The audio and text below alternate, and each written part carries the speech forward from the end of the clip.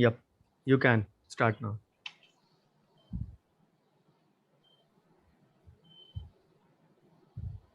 Yes, recording is on now. Yes, sir. A very cheerful evening to all of you here. It's indeed a great evening we want to spend together.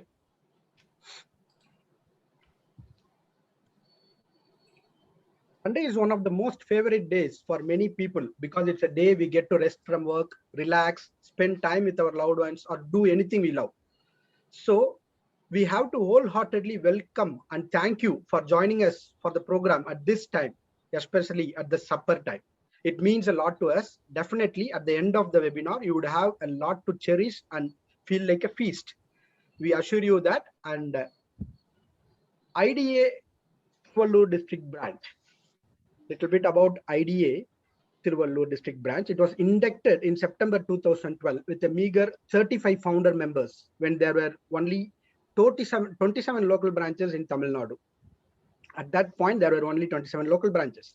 Despite the branch numbers having grown to 52 within Tamil Nadu, now we currently have 257 members in IDA Thiruvallur district branch, and we are still steadily growing. This is because of the selfless, dedicated service of every member of this esteemed branch.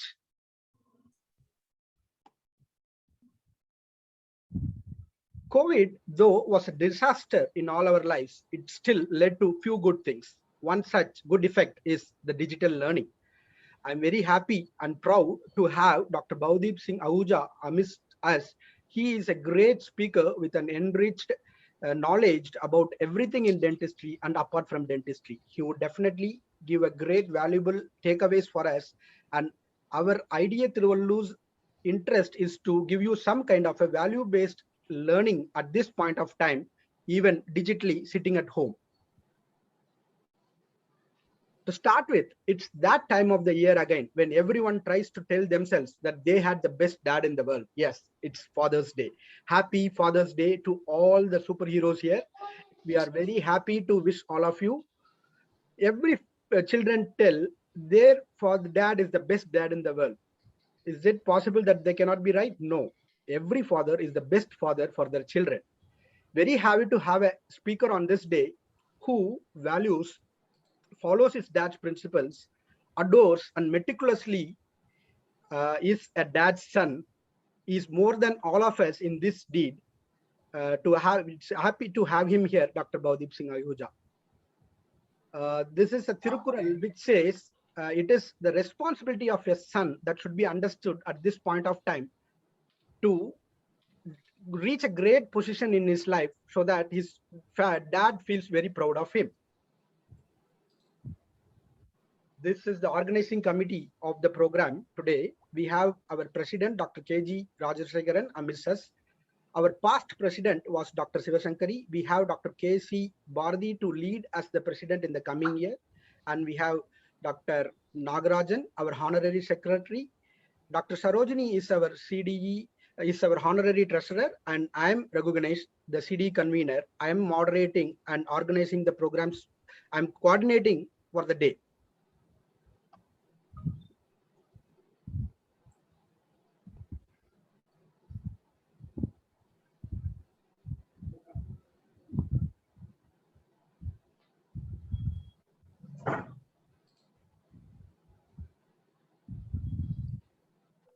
Raghu, audio not, it's not audible.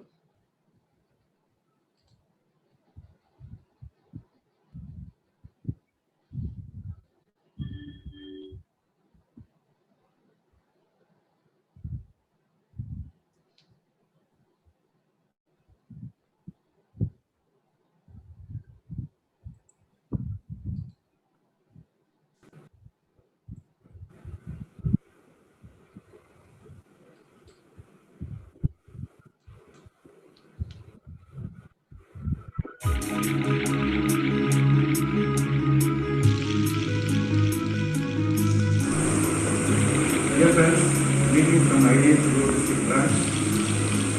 Myself, K.G. Rajashekaran, president of IDA Thiruvallur district branch.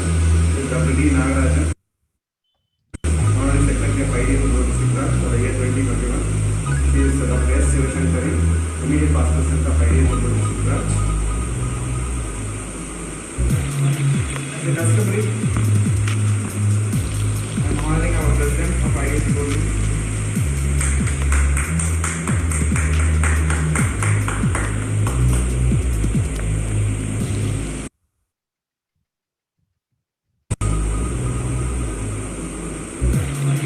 As a customary,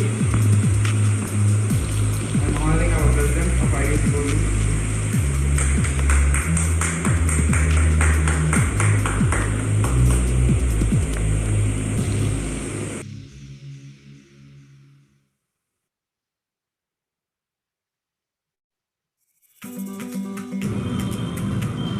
Gajanan पद्मार्कं गजाननमहनिशम् अनेकदन्तं भक्तानाम् एकदन्त उपास्महे ज्ञानानन्दमयं देवं निर्मलस्फटिकाकृतम् आधारं सर्वभूतानां हयग्रीवमुपास्महे गुरुर्ब्रह्मा गुरुर्विष्णु गुरुदेवो महेश्वरः गुरुसाक्षात् परब्रह्म तस्मै श्री गुरुवे नमः.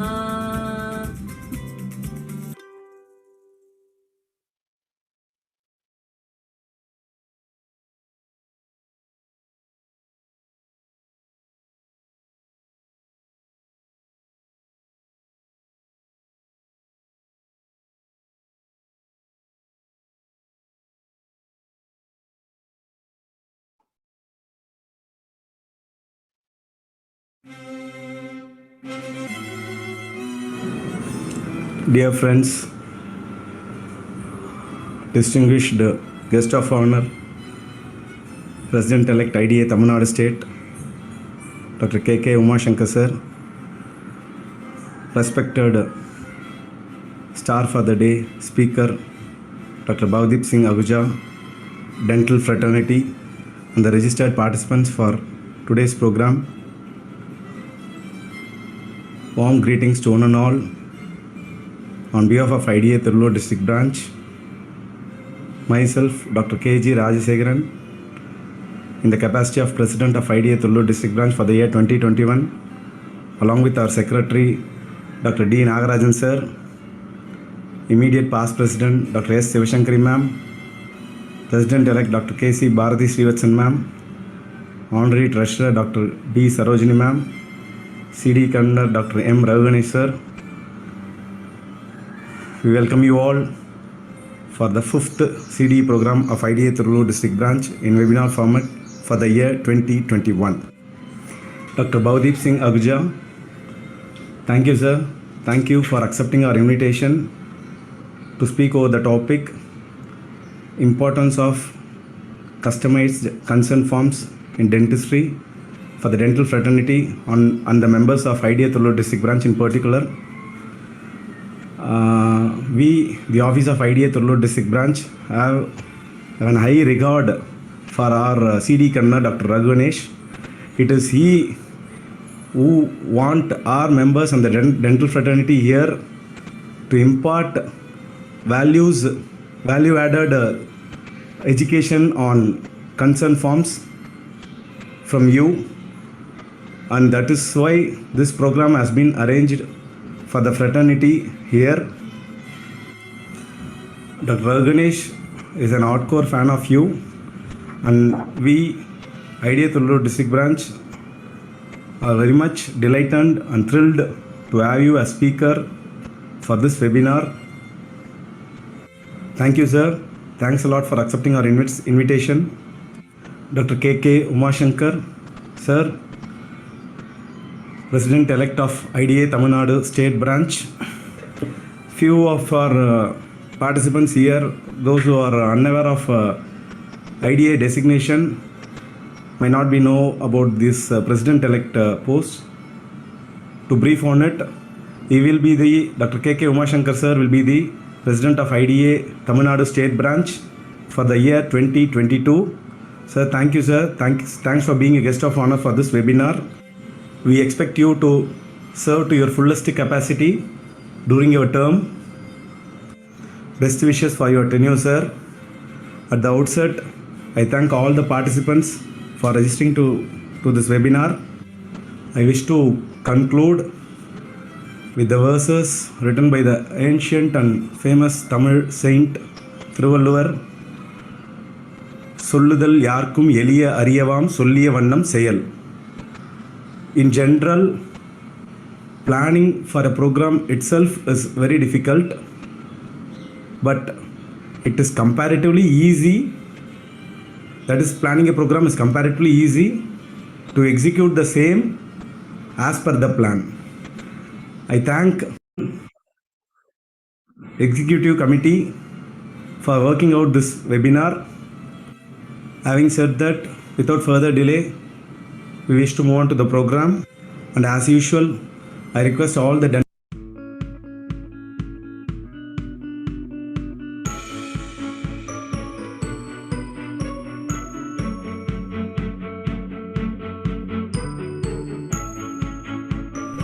President, Secretary, Office Bearers, and members of IDA Thiruvallur branch.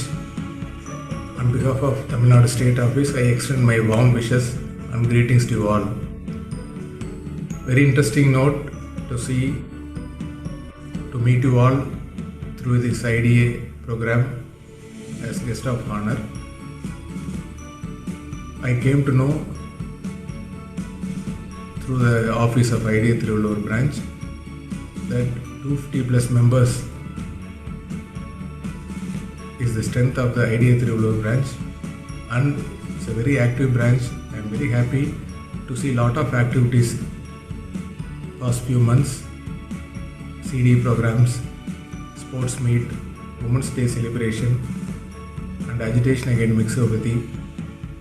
So a lot of activities, and it's not an easy job to have 250 plus members and doing such a lot of activities. On behalf of State Office and myself personally, I extend my warm greetings and wishes to all the members of IDA Thiruvallur branch. Coming to today's CD program, on behalf of Tamil Nadu State, I welcome Dr. Bhavdeep Singh Ahuja, a very eminent speaker, and by going through his biodata, the man with full of sound knowledge in all fields of our profession and law. So it's today's program. He is the app speaker, and the topic is customized consent form, and he is the app person to give this topic as a lecture.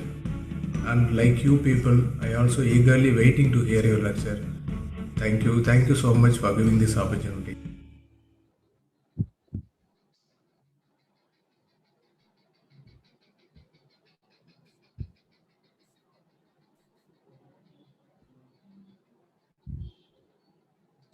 Ethics and law cannot be ignored, and for that reason, it is essential for every dental healthcare professional to get knowledge of ethics in dentistry. DCA had made it clear that all dentists should maintain the highest ethical standard. Those dentists whose actions or conduct fall below the expected standard dishonor not only themselves but the profession as a whole. However, Raghu, sorry to interrupt. Little be louder. Yes. However, maintenance of standards should not be regarded as a burden. It is merely the exercise of what is to be expected from reasonable people under normal circumstances. The dentist should try to keep the standard of the dental treatment as a top-notch priority. This lecture by Dr. Bhavdeep Singh Ahuja will address the key areas of practice where legal and ethical issues have an impact on day-to-day practice, like consent, confidentiality, and negligence. This is going to be a great eye-opener for all of us. We all know only the customized form. We all know only the regular digital form that we download and use, but this is going to be a great lecture on how we are going to customize and use it for our benefit. The speaker for the day, we are very happy in welcoming Dr. Bhavdeep Singh Ahuja. We can have a no better person than him to deliver on this topic. He is a great genius. He is a great learner. Because of the great passion for learning, he is able to teach so much to all the people who are ready to learn from him. He has got 3 MBAs, triple MBAs. In that, one is got dual degree, human resources and financial management together at the same time from reputed universities like Annamalai University, IGNOU, Indian Institute of Management. And he has got multiple PG diplomas after his BDS from Punjab University, Patiala. He's got PG diplomas in medical law, ethics, and many more. And this is still growing. To give an entire list of that, we need more than a page. Thank you very much, sir, for coming here and giving a lecture. We are very happy to have you amidst us. This topic will be now taken over by sir. Sir, may I request you to take over and proceed with the lecture, sir? Thank you so much. Thank you so much, Dr. Raghu and IDEA Thiruvallur branch for inviting me over there. So I hope I'm audible. Dr. Raghu, can you stop your share, please? Yes, sir.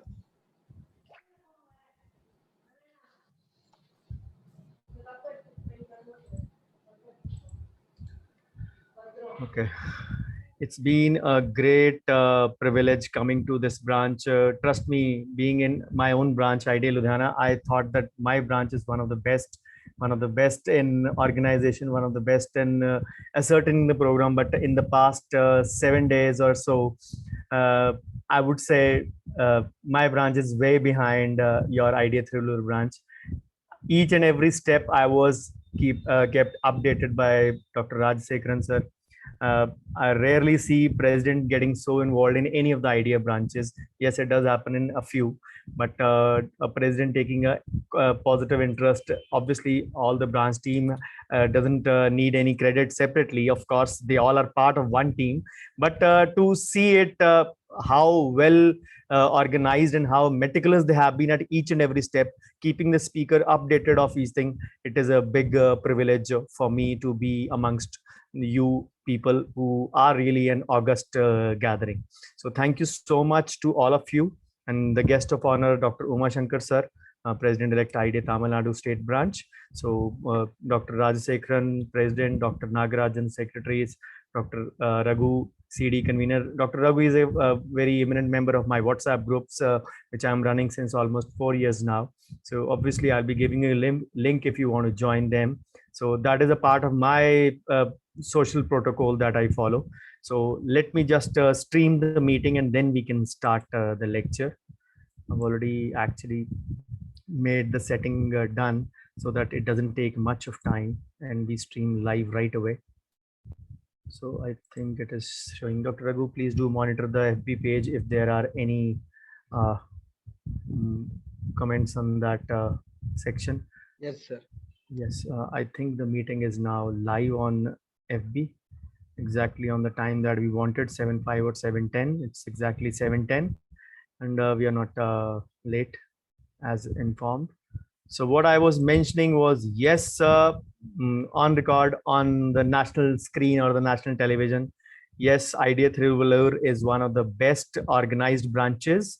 So credit goes to the whole team, especially the president, the secretary, and the CD convener, and of course the whole team. So let me just share my screen first, and just please let me know whether my screen is visible and am I clearly audible? Yes, sir. Yes, sir. Okay, great.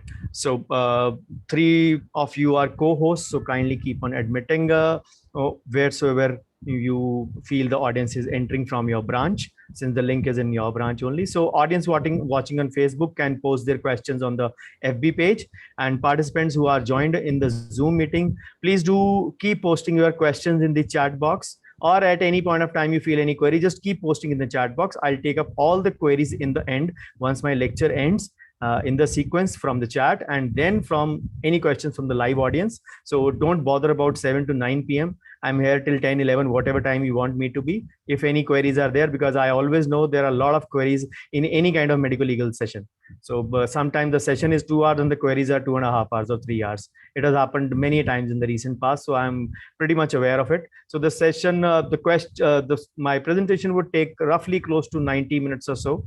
So I hope to finish by 8:40, 8:45. So let's begin without much delay. So all my presentations always begin with thanking the Lord Almighty, who's given me much more than what I deserve. Usually my medical, legal, and finance presentations begin right away after this slide. But my finance presentations have one extra slide, which I've added for, although it is a medical legal one, but I've added this slide over here. Since it is a Father's Day, and I was very attached to my father. It was 2 Junes back in 2019, on 30th June, that we lost him. But yes, even if it is not a finance presentation, my big thanks is due to my dad, who actually was instrumental in shaping me and my career in the way I actually am currently over there. So this is my brief CV. Dr. Raghu has already told you about it. So I won't be wasting much time over here. So this is the topic for which we are here, ID Thiruvallur branch, 5th CD program 2021. The topic is importance of customized consent form in dentistry. So this is the abstract Dr. Raghu already told you. So big gratitude once again to one of the most organized IDA branches in the country. So all the team, the immediate past president, Dr. Siva Sankri, the president, Dr. Rajasekharan, President-elect Dr. K.C. Bharati, Dr. Nagarajan, Honorary Secretary, Dr. Sarojini, Honorary Treasurer, Dr. Raghu CD Convener, and all the members of Scientific Committee, Dr. Sukanya, Deepak, Dr. Santosh, and Dr. Prem Karthik. So thank you so much for inviting me here. And of course, big thanks to the guest of honor, Dr. Uma Shankar as well, who is the President-elect Tamil Nadu State Branch for the next year. So let's begin, because why we say customized consent form, or why we say just the consent form itself, because the same stems from the principles of medical, legal, and ethics. For whatever reason they are adaptable or applicable to our society. It is all about the moral concepts and the moral principles and theories which we actually do. So ethics basically tells us that we ought to act within those valid principles which are applicable to us. And if we define ethics in a simple line, it says a code of conduct or morals advocated by a particular individual, society, or a group. So if you want to derive what exactly is morality and ethics, both of them derive their meaning from the Latin and Greek word, and the meaning is the same: the custom, the traditions.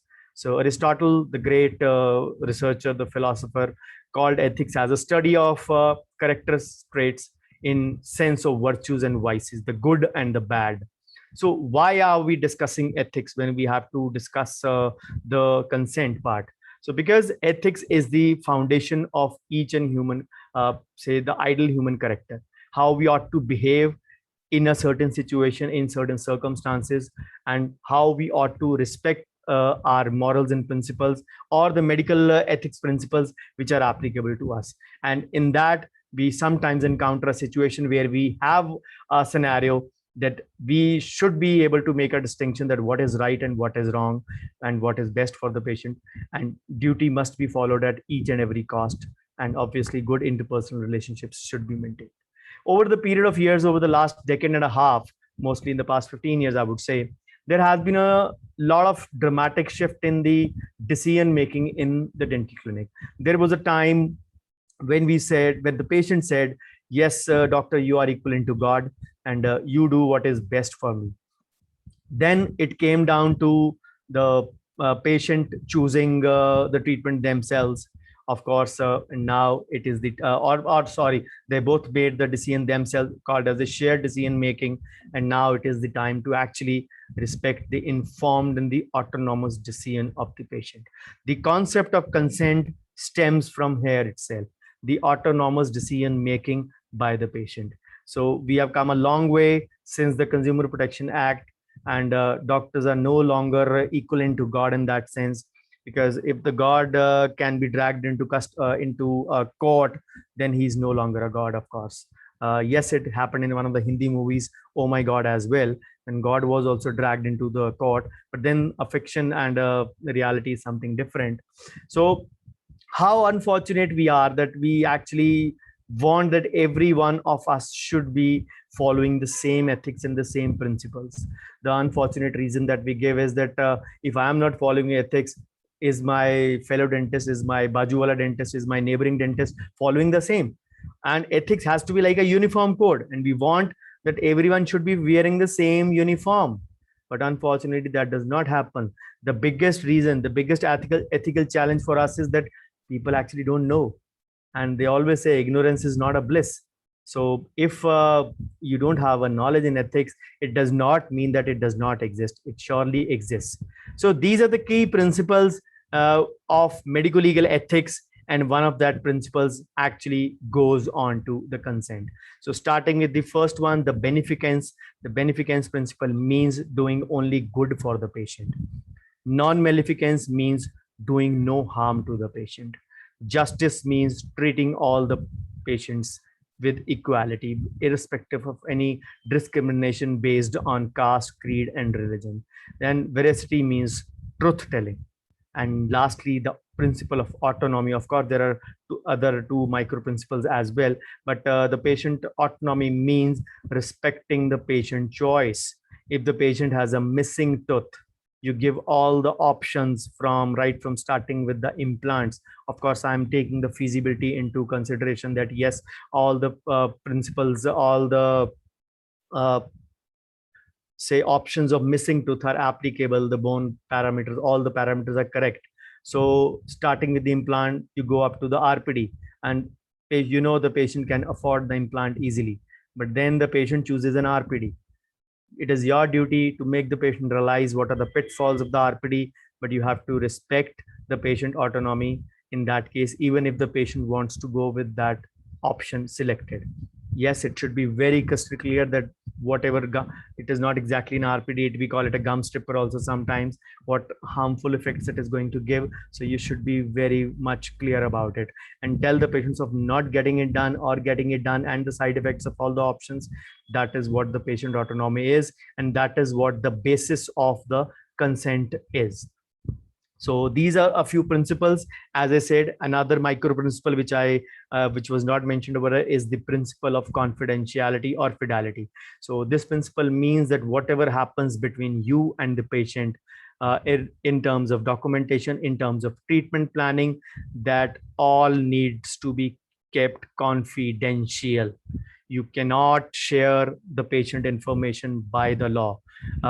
Every day we see a lot of cases being shared on the social media, and I sometimes want to ask the fellow colleagues, dear colleagues, have you taken the consent from the patient to share their pictures? If not, kindly do not share them on social media.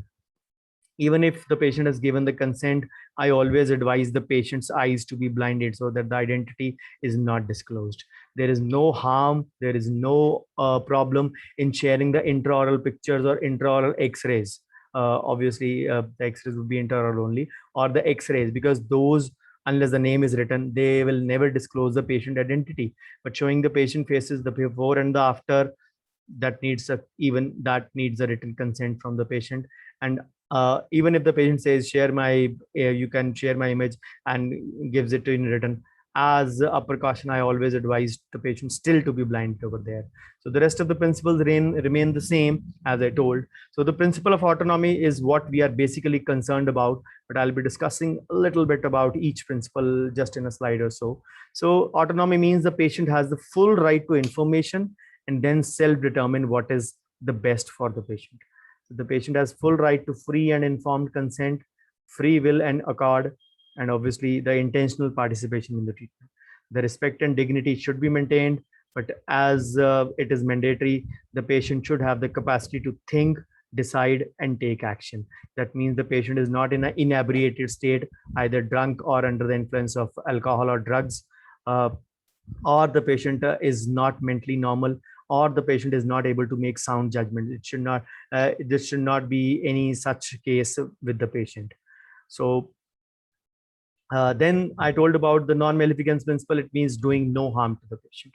Sanctity of life, in our case, sanctity of tooth, has to be maintained. Risks and benefits and options have to be weighed very, very carefully.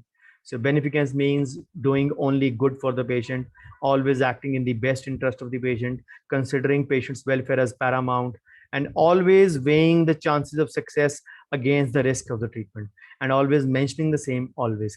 If you're going in for a treatment, if you're going in for a, say, root canal in a case where the furcation is about to be involved, always warn the patient of a, say, a vertical fracture, which is a very likely possibility. Yes, your intention is to save the tooth of the patient, but that should be weighed against the risk of the tooth being fractured. So always learn to say a no where you feel that the risks outweigh or outnumber the chances of success. Always keep those things into mind. The main consent part is always concerned with the three words, the RBOs: the risks, benefits, and the options. So again, justice principle says no discrimination made on any basis: caste, creed, religion, sex, color, race, position, rank, whatever you can think of, any other than that as well. So the patient confidentiality, I already mentioned. You should not be breaching that, or this should be done only if ordered by a court of law, and or if there is any public requirement, and or in case of any malpractice suit, or if you want to share with a colleague, obviously you can share, ask for an help, but without disclosing the patient identity. Obviously your colleague will never be interested in the knowing the patient identity. We always can do that without disclosing the identity as well. So confidentiality is based on the principle of loyalty and trust also. So we should not be revealing that unless or until it is ethically and legally required. And even in those cases, the disclosures should not be beyond what it is required. So confidentiality is the key. So the percentage of patients who actually would say that honesty is still the best policy is still high. And it is our custom, culture, and traditions which actually helps us to decide that yes, the culture is still to follow the honesty, which is still the best policy. And obviously the patient has the full right to honest and a full disclosure. If you break a file, you need to tell the patient. You need to tell the patient very, very clearly.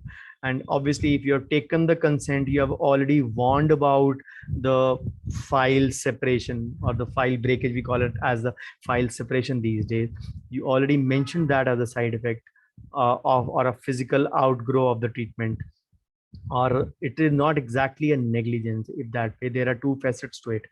You inform the patient prior, get the signature done on the consent part, mentioning that again instrument separation is a part of a procedure which can happen, not as a mistake but sometimes as a part of the procedure. You can't sometimes know how fatigued the file is. So if that happens, the only thing is if that happens at in the stage of the treatment, the due course of treatment, you have to inform the patient. The principle of veracity comes in, and at that position you have to give the first aid to the patient in the form of a specialist.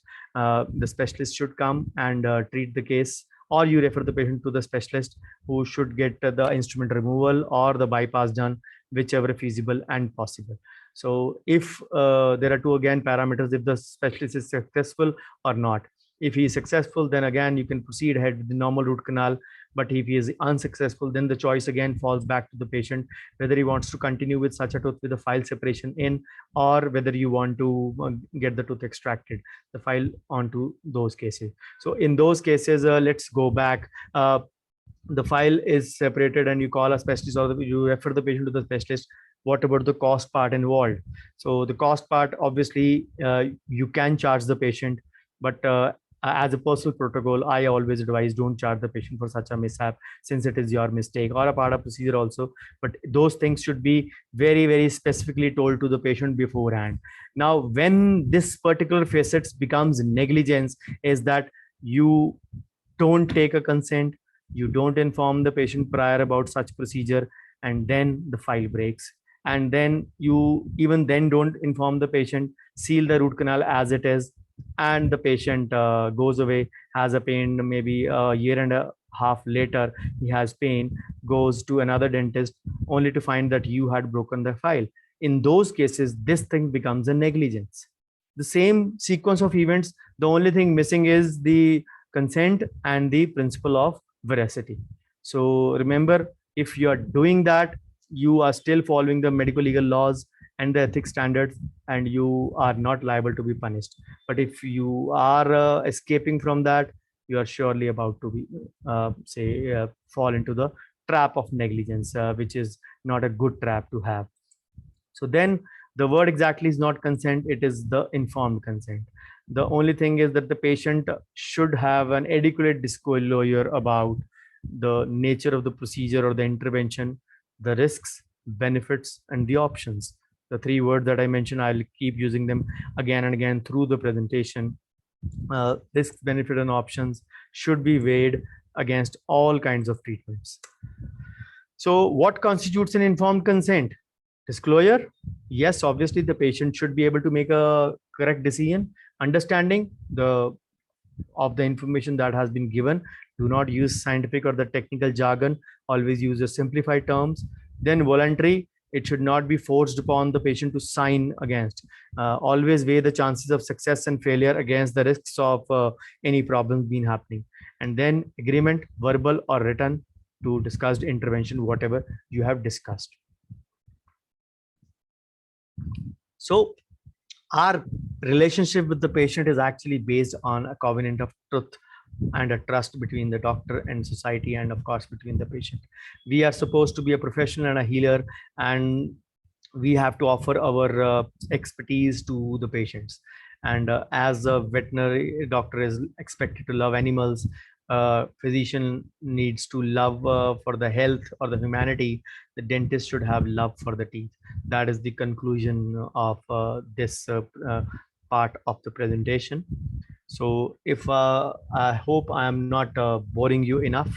So let's begin with the main topic after the introduction about the same, the consent in dentistry. So consent literally means just ask. So the word also means the patient agrees to your treatment. I agree to your treatment. So this part of the presentation. Okay. So word exactly is not the consent, it is actually informed consent.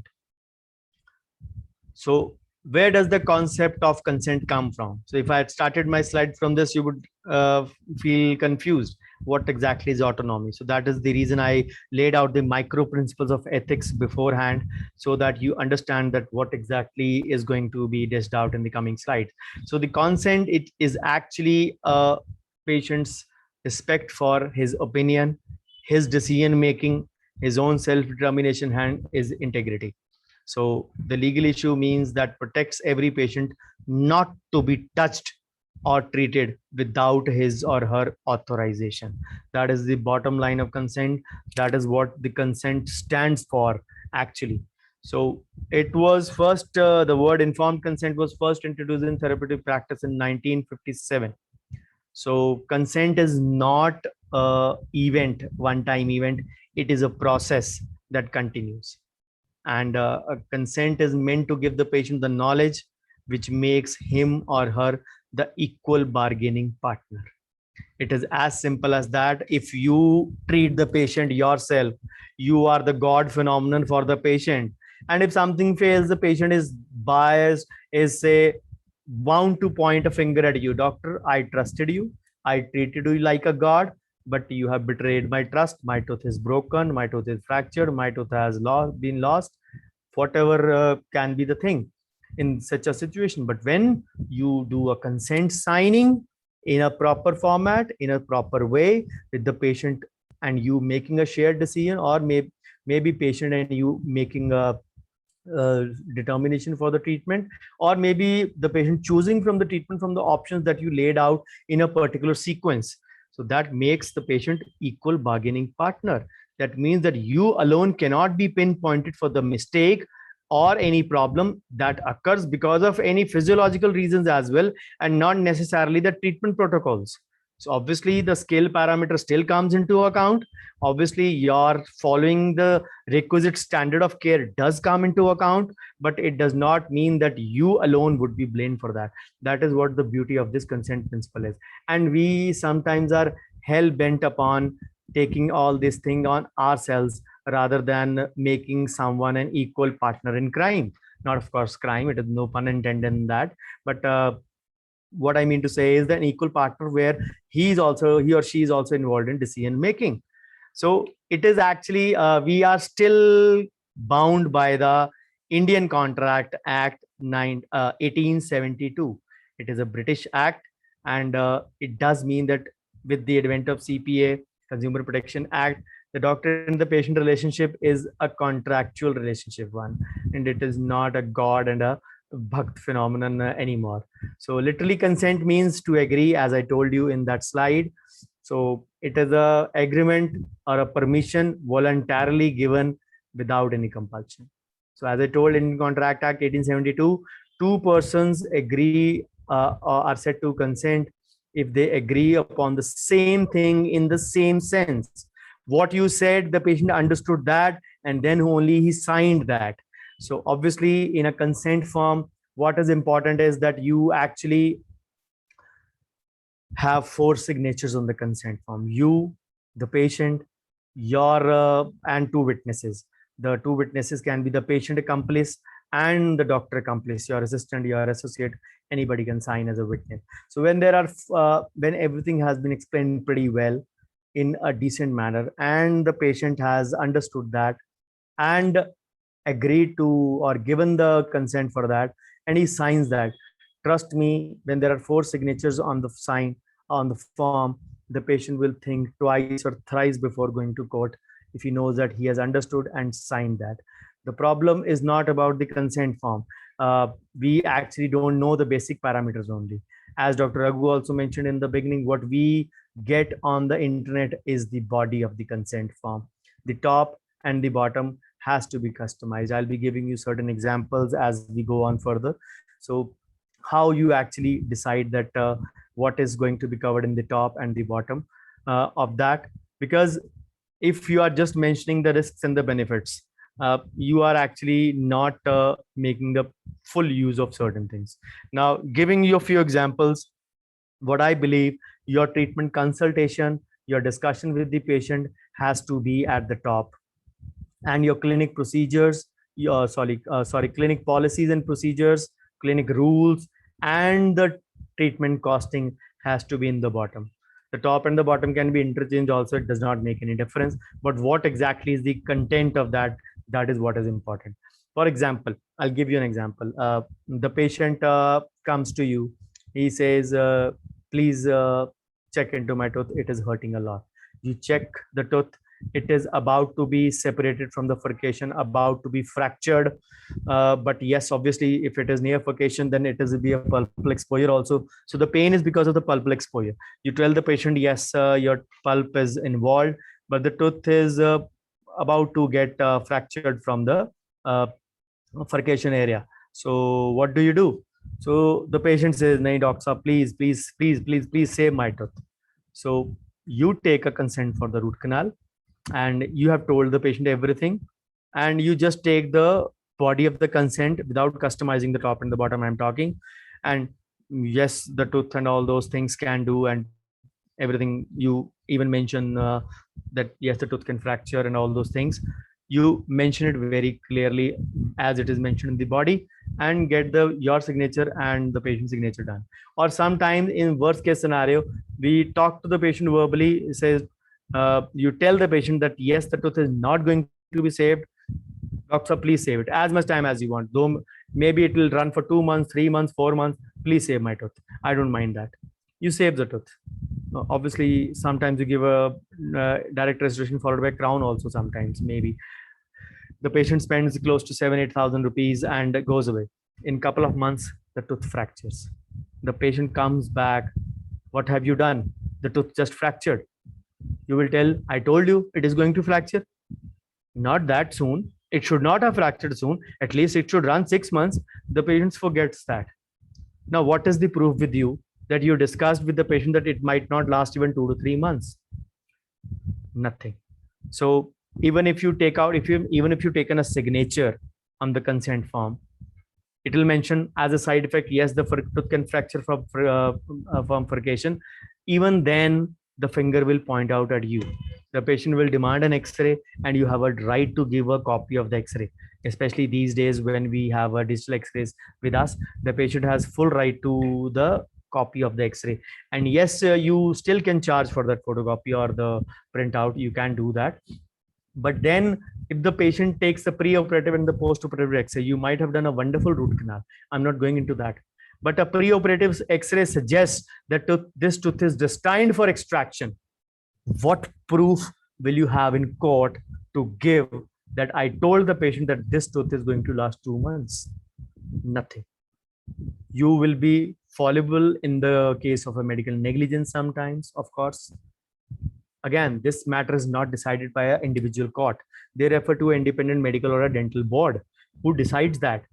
And that board decides that yes, this tooth was not fit enough to undergo root canal. So your case selection was wrong. Your diagnosis was wrong. You shouldn't have undergone, you shouldn't have proceeded with the root canal in those cases. Whatever plea you may give, it is all verbal. Whatever, even the consent form you give, I mentioned it is a part of treatment. 2 months, sometimes that also might not be taken into consideration. So remember, the top and the bottom customization comes into play here. You mentioned the consultation part that yes, the tooth is bound to fail, but on the persistent request of the patient, we are saving the tooth. The patient is fully aware of this. Yes, the tooth can fracture in maybe a couple of months as well. The maximum life cannot be guaranteed for that tooth, whatever life it has. So we will still try to do the best. And the bottom, irrespective of the patient told, we are going ahead with the treatment and the total costing involved is this. So even if the tooth fractures in a couple of months, the cost will not be refunded. That is your clinic rule and a policy. So the top and the bottom, just one simple example to save you. Okay. So now let's go to another scenario. Just a repeat scenario or just the opposite scenario of this. The patient comes with a cavity which is more than class 1, you can say almost on the about verge of touching the pulp. You know it by feeling with a probe that yes, the pulpal exposure is there. Yes, of course, I'm not telling you to bypass the X-ray protocols. You still have to take a preoperative X-ray always in any case. So you go ahead with the X-ray, you tell the patient that this is the tooth that can be saved. The patient says, extract it, remove it. You explain the patient about the tooth being a body organ, not saving will lead to, say, supraeruption, the drifting of the adjacent teeth and whatnot. You can undergo, explain patient about all the scientific terminologies, but to no avail. The patient still says, remove the tooth. So you remove the tooth and you take the consent for extraction. You take the consent, the body of the consent for extraction. The patient before going says, doctor, please give me the X-ray. You remove the tooth. You said, you have removed the tooth. What purpose would the X-ray serve to me? RVG or a physical film, you give the same to the patient. 2 months later, you receive a notice from the court or from a lawyer. My tooth was extracted without informing me of the side effects. You took a consent for extraction in which the risks with the extraction would be mentioned. That bleeding can happen, swelling can happen, pain can happen, even maybe of a jaw fracture can happen. You mentioned all those things, but where did you mention the patient consultation? Even if you have taken a consent, mostly people won't be taking a consent for a simple extraction. So that is where it comes in handy. The patient's tooth can be the top and the bottom. Top, the patient's tooth can be saved very clearly with the normal procedure of a root canal followed by direct restoration or followed by a crown, whatever, according to situation you want to enter, you want to write. But the patient insists on extraction in spite of explaining the thing very, very meticulously to the patient still wants to undergo. So we are proceeding as per the patient's wish and will. Underneath, yes, extracted tooth cannot be implanted back into the socket, and our charges for the same are this, which are non-refundable. You sign along with 2 witnesses. The patient, even if he goes to the court, you have that document to save you. So 2 just very small examples. In case you have not done this top and bottom thing, you receive a notice from the court or from a lawyer about who wants to go to the court or wants to milk the money from you. What is the answer? What is the answer? It was a tooth. I was just told that this tooth has developed a fungus. This tooth has developed a ABC problem. The patients will make a lot of excuses if they were about to mint money, or if they have a personal grudge to settle. Sometimes that will happen always, or rather sometimes. Sorry, not always. That can happen sometime. So remember, what is the your protection? What is the protection? Only a simple consent form of extraction, where it does not specify whether that tooth was the extraction case or a root canal case. It is just verbal thing. Or even if it is a written thing, it does not mention anywhere your consultation, your discussion. So you really need to ask yourself, what are we getting into? So all this also means that you are about to be fallible when it comes to the lack of documentation. And consent, the thing starts from record keeping, surely. So the only thing is, the courts always say, there are a few judgments. 2007, 2008, Supreme Court made a judgment that every tooth, every patient has, irrespective of his social class and stature, that means any class 1 to class 4 patient has the right to be given all the options of a treatment. For example, if it is a missing tooth, you start from the implant part. Has every patient, irrespective of his class and culture or stature, has to be given an option in the ascending format about the same, whether the same is being offered by the dentist or the doctor or not, or whether or not the patient can afford the same or not. That would mean, if it is a missing tooth, your options would start from implants going to the RPD in that order, or even the reverse order can be followed, telling the patient that yes, implants are the best and the RPDs are the worst options.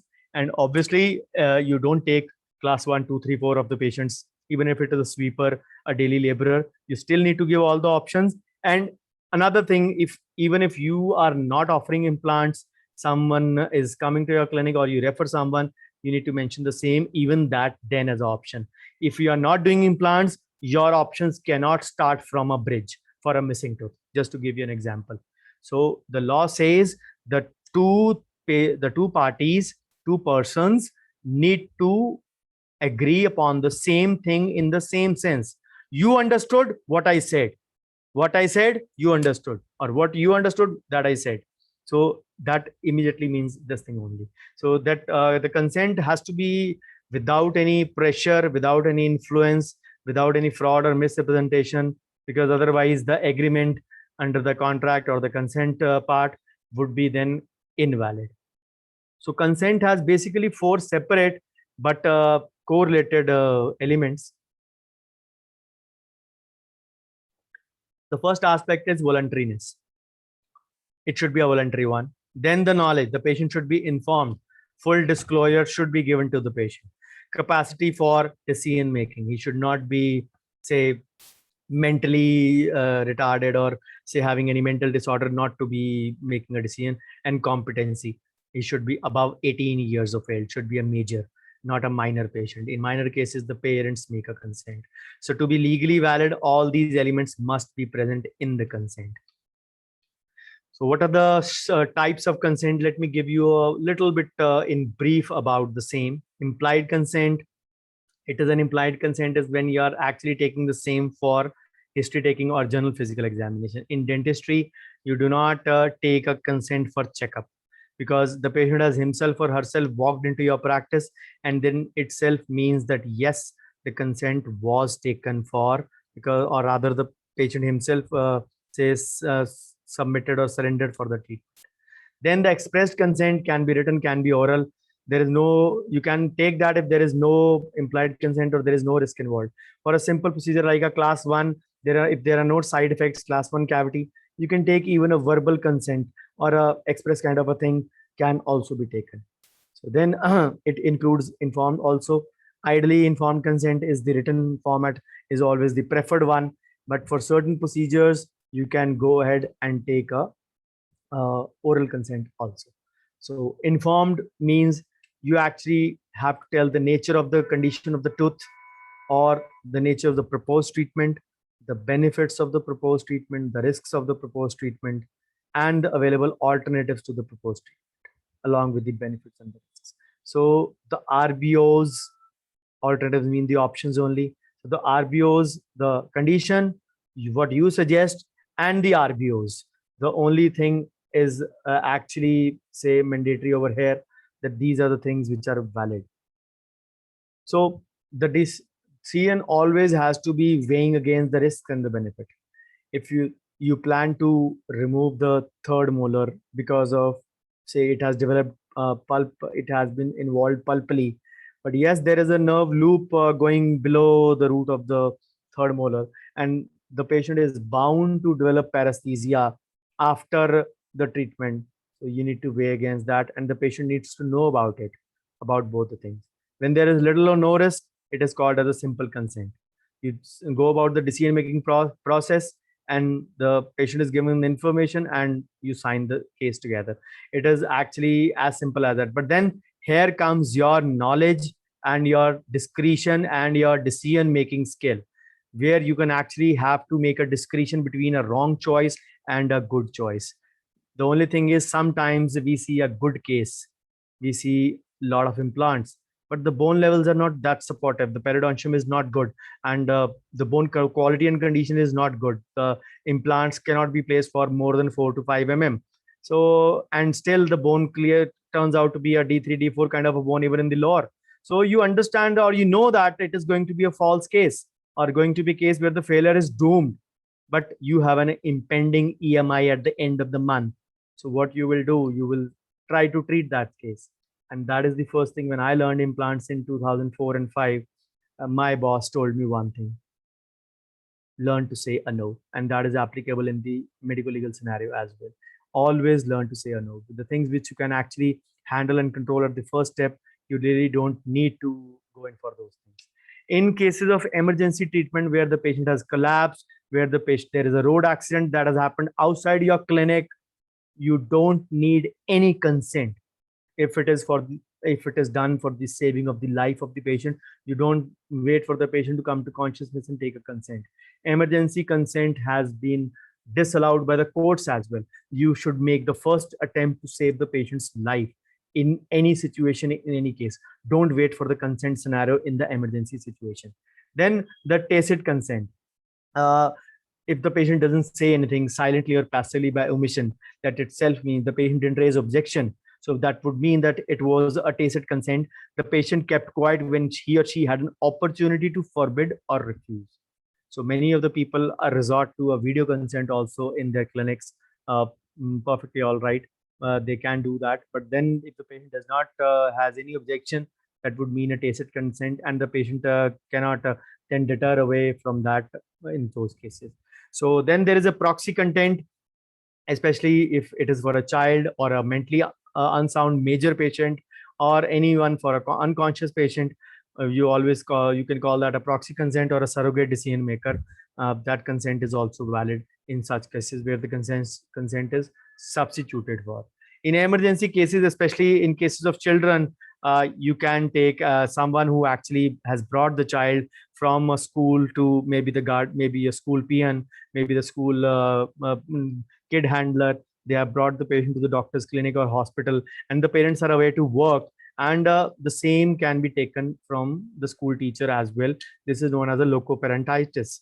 So another form of consent similar to locoparentis is telephone consent.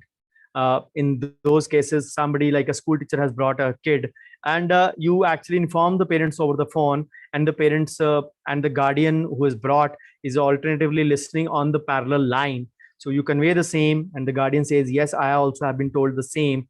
A guardian here means the school teacher or the attendant or the PN, whosoever has brought the patient in case of any emergency. So the guardian is listening, and yes, he gives in consent, and the guardian also says yes to the parent that I also have been given this option. In the meantime, the parents reach the hospital, the treatment can be instituted. So this forms kind of a telephone consent. So all the consents, again, voluntary, knowledge, competency, decision making, have to be still there, and again, that should be documented. I gave you an example. If a neighbor or a friend brings a minor to the dental appointment or even for a hospital, the parent can be contacted by phone and told that a third party is listening on a extension or a parallel line. So parents should be told of needed treatment, including all. They can sign the consent later on as well when they give the verbal consent. Obviously, if you're taking on a cell phone, you can record the same as well.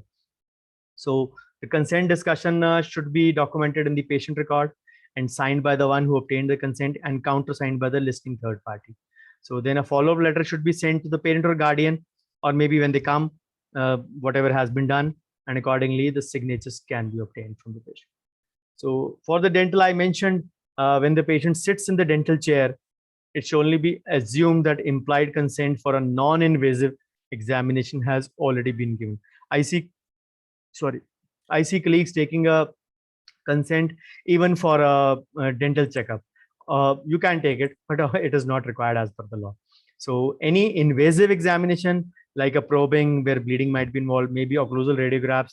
Sometimes for a normal radiograph, you can take an express consent. So blood tests, diagnostic cavities, they would require a consent. And these all need not be written also. These can be express oral consents. So don't take a written consent for an X-ray or a probing or a diagnostic cavity or a blood test. This can be expressed. So don't treat the law as it is. Don't be too finicky about it. That is what I want you to carry home today. So then any physical investigation, you need to take a valid consent.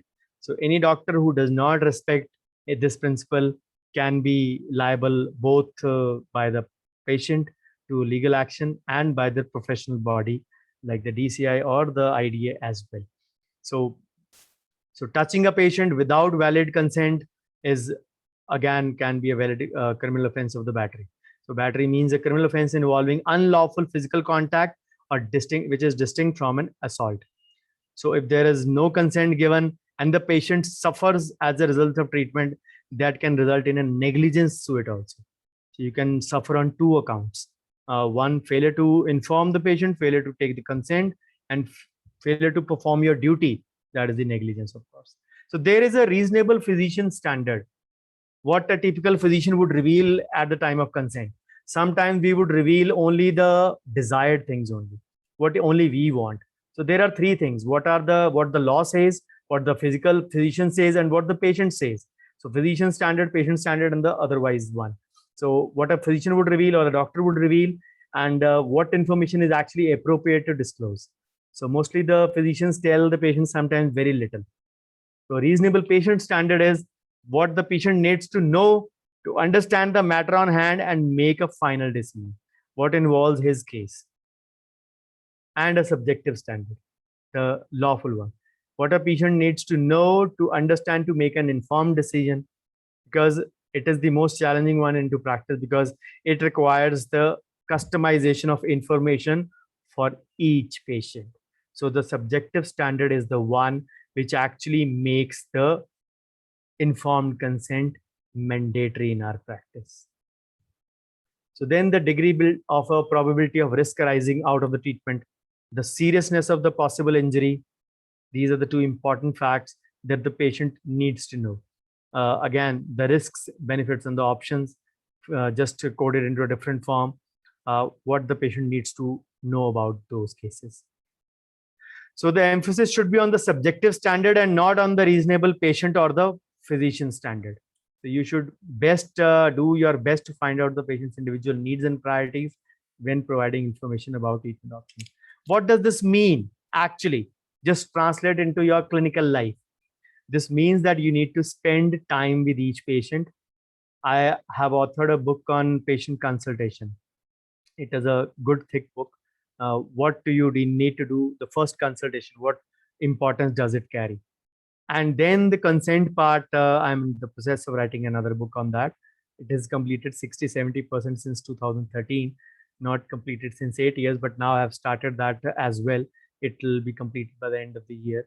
But what I mean to say is that the patients, we need to treat and spend some time explaining them the things. If you have a OPD of 20, 25, 30, you just go on treating the patients like, say, regular laborers, I will say, and not actually like a doctor-patient relationship. We have to understand the seriousness of these issues, which actually have a great chance of affecting our professional and personal life if any mishap happens at our end. And remember, our record keeping and our documentation can be our only saviors most of the times. So then individuals' personal preferences, especially for the provision of care for the patients, they also need to be taken into account. And always the one line should be mentioned in each consent form, that all the questions, all the doubts of the patients have been answered to the full satisfaction, and I have no doubt in my mind pending so as to proceed for the treatment. So patients have a full right to know whether their lifestyle will be compromised by any side effect of the treatment. For example, you all know there is a lot of hue and cry over the COVID vaccine only, because it has not been, the approval has not been given. It is only the emergency use authorization. So if the approval is given, you need to sign a consent for that also, that yes, is there any chances of ovaries being infertile for females, and say men getting infertile after maybe a loss in sperm count or whatever, as the notions have been, because nobody has seen the long-term effects. It is only a little less than a year that the vaccines actually got made. Last year in August or September only, they actually went into the first stage or the second stage trials. Mostly the second stage trials in the month of August and September. So it is a little less than a year only for that. There is no long-term data available on that. So we need to be aware of certain things, even if it in dentistry, even if you're, especially if you're treating the anterior tooth, the front teeth, if any of your facets can, if any of the treatments can actually change the smile of the patient, if especially if the patient is a social media person, a film star, or a public personality, and if it is bound to affect the patient's smile or looks in any way, then the patients have a full right to know that and decide accordingly. Because if it is affecting that, but that is mandatory for the patient, then the onus lies on the patient whether they want to go ahead with the treatment and get the required change, or they abandon the treatment and go ahead with the same. Obviously, when they don't choose to undergo the treatment, only they are to be blamed and not the doctor.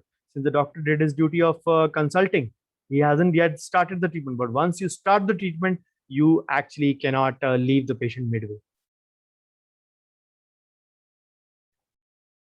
So not only do we have a duty to explain all the facts to the patient, but the language as well. NABEH guidelines say the consent should be bilingual, English and the language patient understands, usually the local vernacular. And it is not that if somebody is in Mumbai, he can use a English and a Hindi. It can be English and a Marathi. But if not going by the NABEH guidelines, there, if the normal says the consent needs to be taken only in one language, and that language is what the patient reads and understands, can read and understand. It need not be only in English. If the patient is doesn't know English properly, but otherwise is well read, but is not very say in sync with the English terminology, then the patient has a right to be given the consent form in the local language which he or she understands. So all the additional points raised by the patient should also be addressed, and that note should also be entered into the consent form. Because there are a lot of things where actually intentionally we do treatment in good faith and then fall back upon to fall into a problem. So if the patient does not understand, it is the dentist's responsibility. The patient, if he says, I did not understand anything, they made me sign on blank documents, I really didn't understood, I haven't understood anything. So then the doctor is to be blamed. You have to be, that is where the role of the witness comes in. You can still lie, but 4 people cannot lie, because the patient has signed along with 3 other people. So, but still otherwise also the emphasis should be on ensuring that the patient has a sufficient knowledge in that advanced. Just to give you a demo of a couple of consents on endo and extraction. So this is the kind of a thing where you actually mention what exactly is to be done, how you take about the photography part, and then the risks which can be there, post-operative discomfort, swelling, restrictive mouth opening, probably failure rate, or any dispute to malpractice, all those things. Then premature tooth loss, complication resulting from use of instruments, materials, medications, instrument separation, perforations, blocked root canals, incomplete healing, post-operative infection, tooth or root fracture, fracture, chipping or loosening of existing tooth, post-treatment discomfort, all those things which are commonly there, they all can be incorporated in the body of the consent. You'll get bodies like this from net everywhere. So even for extraction, the common risks can be drug reactions, side effects, damage to adjacent tooth or fillings, post-operative infection, bleeding, swelling. So all these things would be mentioned as a side effect. But if the tooth was a class 1 cavity or maybe a little more than that, and you could have saved that tooth, where was that mentioned in that case I gave you an example for? Probably sinus involvement, nerve involvement, vein inflammation, breakage of jaw, any anesthesia allergies. So all those things can be actually a part of it. So this is the actual main slide of informed consent. What does it include? The purpose of the treatment. Why are you continuing to do the treatment for that tooth, or why are you doing that treatment in that particular tooth? The nature of the treatment, what it involves, the likely effects and consequences. So what all the possibilities can be there if you don't treat the tooth, or if you treat the tooth, all those situations that have to be encountered, and the risks, limitations, and the possible side effects, and options or alternatives and how they compare. And lastly, the cost part. Many people actually don't bother to add this cost in the consent, and that becomes a big bane of trouble in many clinics. And trust me, any clinic would find these problems very commonly. Many times the patient don't pay back that 10, 20, 30% balance which is left at the end of the treatment. The reason may be dissatisfaction, but then they don't pay back, or maybe out of human nature, bargaining, they'll do that. Remember, you need to mention cost, and along with that, a few of the clinic rules and policies. For example, you mention or you do a root canal in maybe single sitting and maybe in 2, 3, 4 sittings. You need to mention that even if it is in a multiple sitting, the charges are this. For a single sitting, the charges are this. But sometimes we have seen many clinics see that you open up, the patient comes in severe pain, you open up a root canal, the pain disappears, the patient also disappears for 6 months. The patient comes back after 6 months, talks about I had a family problem, so I could not this and that and this and that. Now it has started paining again last night. You do the dressing of that tooth, since the tooth has been open since many months now. So you do the dressing and tell the patient that yes, do get it completed now regularly. The patient's pain disappears and the patient again disappears for 3 to 6 months. He again comes back with a different excuse. So you need to compensate for such appearances in your consent form very clearly, that if you don't get the treatment done, you will have to repay the charges. Because this thing, patients take you for granted that whatever time they will get the treatment done multiple times, they will be treated free of cost, or the same is included in your initial package with the italics, package of the treatment that many dentists offer these days. Sara treatment all the treatment will do in a certain amount of a package. So remember, each and every point would have a certain discussion in depth about it. Usually the informed consent session is a full day session of 8 to 9 hours. I take that in a separate workshop. But then this session is all about telling the importance of each and every point and how they compare. Just a little bit introduction about alternatives. Somebody had a front tooth to be treated.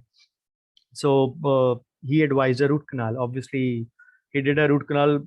Probably it was a white tooth. So the dentist did a manual root canal only, maybe preparing up to 60 or 70 number via hand K files and H files, a perfect seal, hermetic one, 3D filling, and he was able to achieve a good result. So the dentist made a note. The patient comes barging after 3 to 4 months. You did a manual root canal in my case. This tooth should have been treated with a rotary system. So who tells this? Our colleagues only. Dentists are made of different kind of soil. I mean to say, I've never seen any fraternity backbiting so much against each other as the dentist fraternity does. So it is a thing we need to introspect. Why are we doing that? But then we need to understand that again, the patient needs to be informed that a rotary or a manual root canal is a discretion of the dentist, not of the patient. It is not a choice of a treatment. It is the situation of the tooth or the anatomy of the tooth that decides that. But yes, you need to inform that, because certain times these things can sour the patient-dentist relationship, courtesy our colleagues only. So informed consent does not happen when a form is signed. As I said, it is a process, not a one-time event. It is when a patient and a physician discuss a problem and choose an intervention together. So a process that takes place in one sitting or over the course of several encounters. We can also call it as shared decision making. Sometimes people would say that the patient does not bring anyone. So how do we get the signature of the witness? So that is a question that I usually answer, that I never start the treatment, especially for a long case, till the third or the fourth sitting. And for a normal case, never before the second sitting. Because for me, the patient consultation is more important. I need to convey everything. And if I have time, I'll convey about the consent also, and tell the patient that the next time we will start the treatment, but before starting, you have to sign the consent form. Some would say, no, I would want to read about the consent form. So please give me the consent form for signatures. So signatures happen in the clinic only. But yes, the patient can be given a copy of the same to read and go about that task. They will always barge you with certain questions. Nobody else does it. Why are you doing it? You always have to mention that this is a statutory requirement as per the law. I'm very amazed to see Karnataka State Dental Council has been one of the forerunners in applicability of various acts. I remember my medical law diploma in MLE was from National Law School, Bengaluru, way back in 2009 and 10. So Karnataka State had Clinical Establishment Act applicable in 2008 or 7 itself. I remember there was a question on CE Act in 2 of my examinations out of 4.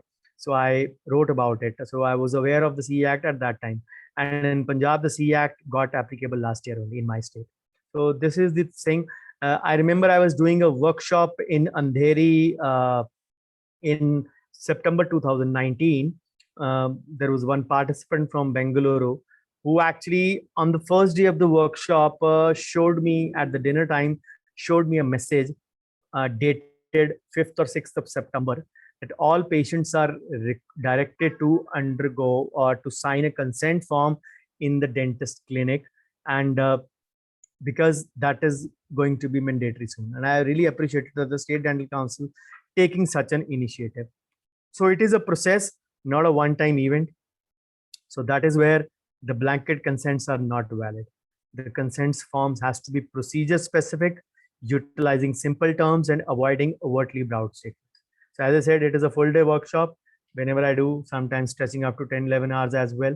So blanket consents are not acceptable anywhere in the court of the law. What does a blanket consent mean? I hereby authorize Dr. Raghu Ganesh, suppose, for example, I'm taking Raghu's name without his permission. I authorize Dr. Raghu Ganesh for my treatment for my teeth under the effect of anesthesia, and I shall not hold him liable for any kind of damage that happens or occurs to my teeth, jaw, or associated structures. This is a blanket consent in one line. We see people having a stamp made of a similar, and they just bear it on the patient prescription pad and get the signature of the patient. And the same prescription goes with the patient itself. And next time, mostly the patient will never bring a prescription. They, sorry, doctor, the prescription is lost. At least it happens in Punjab. I'm not sure about your state, but it happens in Punjab frequently every now and then. So you had one document which you give to the patient, and even that one signature of the stamp was even that with the patient itself. So that is not a consent. And then consent has to be taken before the medical action, not in the middle of the procedure. You cannot actually take it in the middle of the procedure. There is a very famous case of Dr. Prabha Manchanda. There was a lady who was actually 44 years old lady. It is a case of 1970s or 1980s, I guess. So Samira Kohli versus Prabha Manchanda. If you find time, do read about this case online. So Miss Samira Kohli was a 44-year-old unmarried female. So in those days, people used to say that the menopause usually happened after 55 in the older ladies in that time. So she was an unmarried lady, and she was supposed to undergo a gallbladder surgery. So gallbladder surgery or some other surgery for similar one. But during that procedure, some complication developed, and the ovaries of the patient had to be removed. Or rather, I think the uterus or the ovaries, any of the two had to be removed. And in the middle of the procedure, the consent was taken from the patient's mother, who was outside the OT. So the patient literally became infertile and not able to conceive through the life, through her out to life, even if she was not married, even at the age of 44. So in today's time, the ladies have their menopause around 40 only, maybe 40, 42. Again, that is a matter of difference. So she went to court and actually accused doctor of the negligence, that I was not given a chance to present my side, even if it was a complication. Sometimes it could have been a life-saving complication as well. But then in a similar case scenario, that the patient was not given a chance, rather lost the chance of her motherhood of later in her life. The court took cognizance of that and penalized Dr. Prabha Manchanda. So this is the way we always say, in between the treatment, you cannot take the consent. It has to be before the treatment. Then another aspect is that you cannot leave the patient midway. The patient can do so. You are in the middle of a procedure, the patient raises hand, oh, I have a pain over there. Stop it. I don't want to continue. You inform the patient, yes, if you do it that way, it can have more infection, can maybe sometimes if you're doing a procedure which is related to bleeding, it can have more bleeding. You warn the patient, and no, I don't want to get it done. You are not a very comfortable doctor, and all your counseling fails, and the patient says, I want to leave. You ask the patient, please do sign here that I am leaving against medical advice, a lama kind of a thing. So the patient says, I'm not going to sign.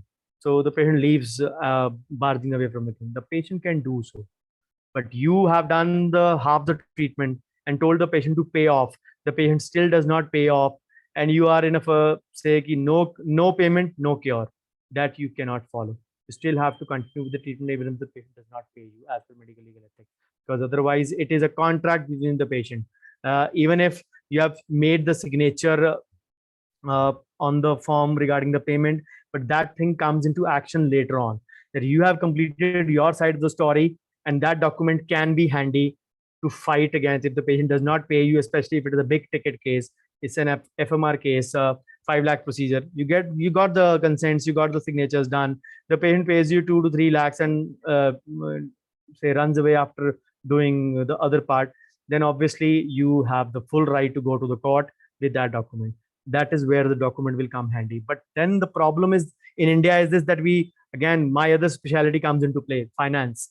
So people don't file accurate returns. So they don't want to mention the cost. If all the consent forms for the month are collected, their ITR would become, for a month, would become equal to their annual ITR what they file.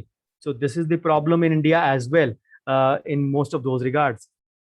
So when you are actually utilizing an informed consent form, what all needs to be included in the top, along with the, of course, the other things that I mentioned, the consultation and the treatment protocols and the discussion with the patient, especially pertaining to the first consultation. So the legal name and the date of the birth of the patient, you don't write nicknames on that. What is legally accepted on the Aadhaar or the PAN card, which is there. Then the legal name and the relationship, if it is a pediatric patient, or if someone is consenting on behalf of that patient. So the patient's diagnosis, nature of proposed treatment, and of course the RBOs. Remember the word RBOs, and that is going to actually be very effective in those senses. So then professionally recognized or evidence-based options or alternative treatment plan, including no treatment. If the patient does not get the treatment done, what all the pitfalls are. Then again, a place for the patient to indicate, yes, all questions have been asked and adequately answered.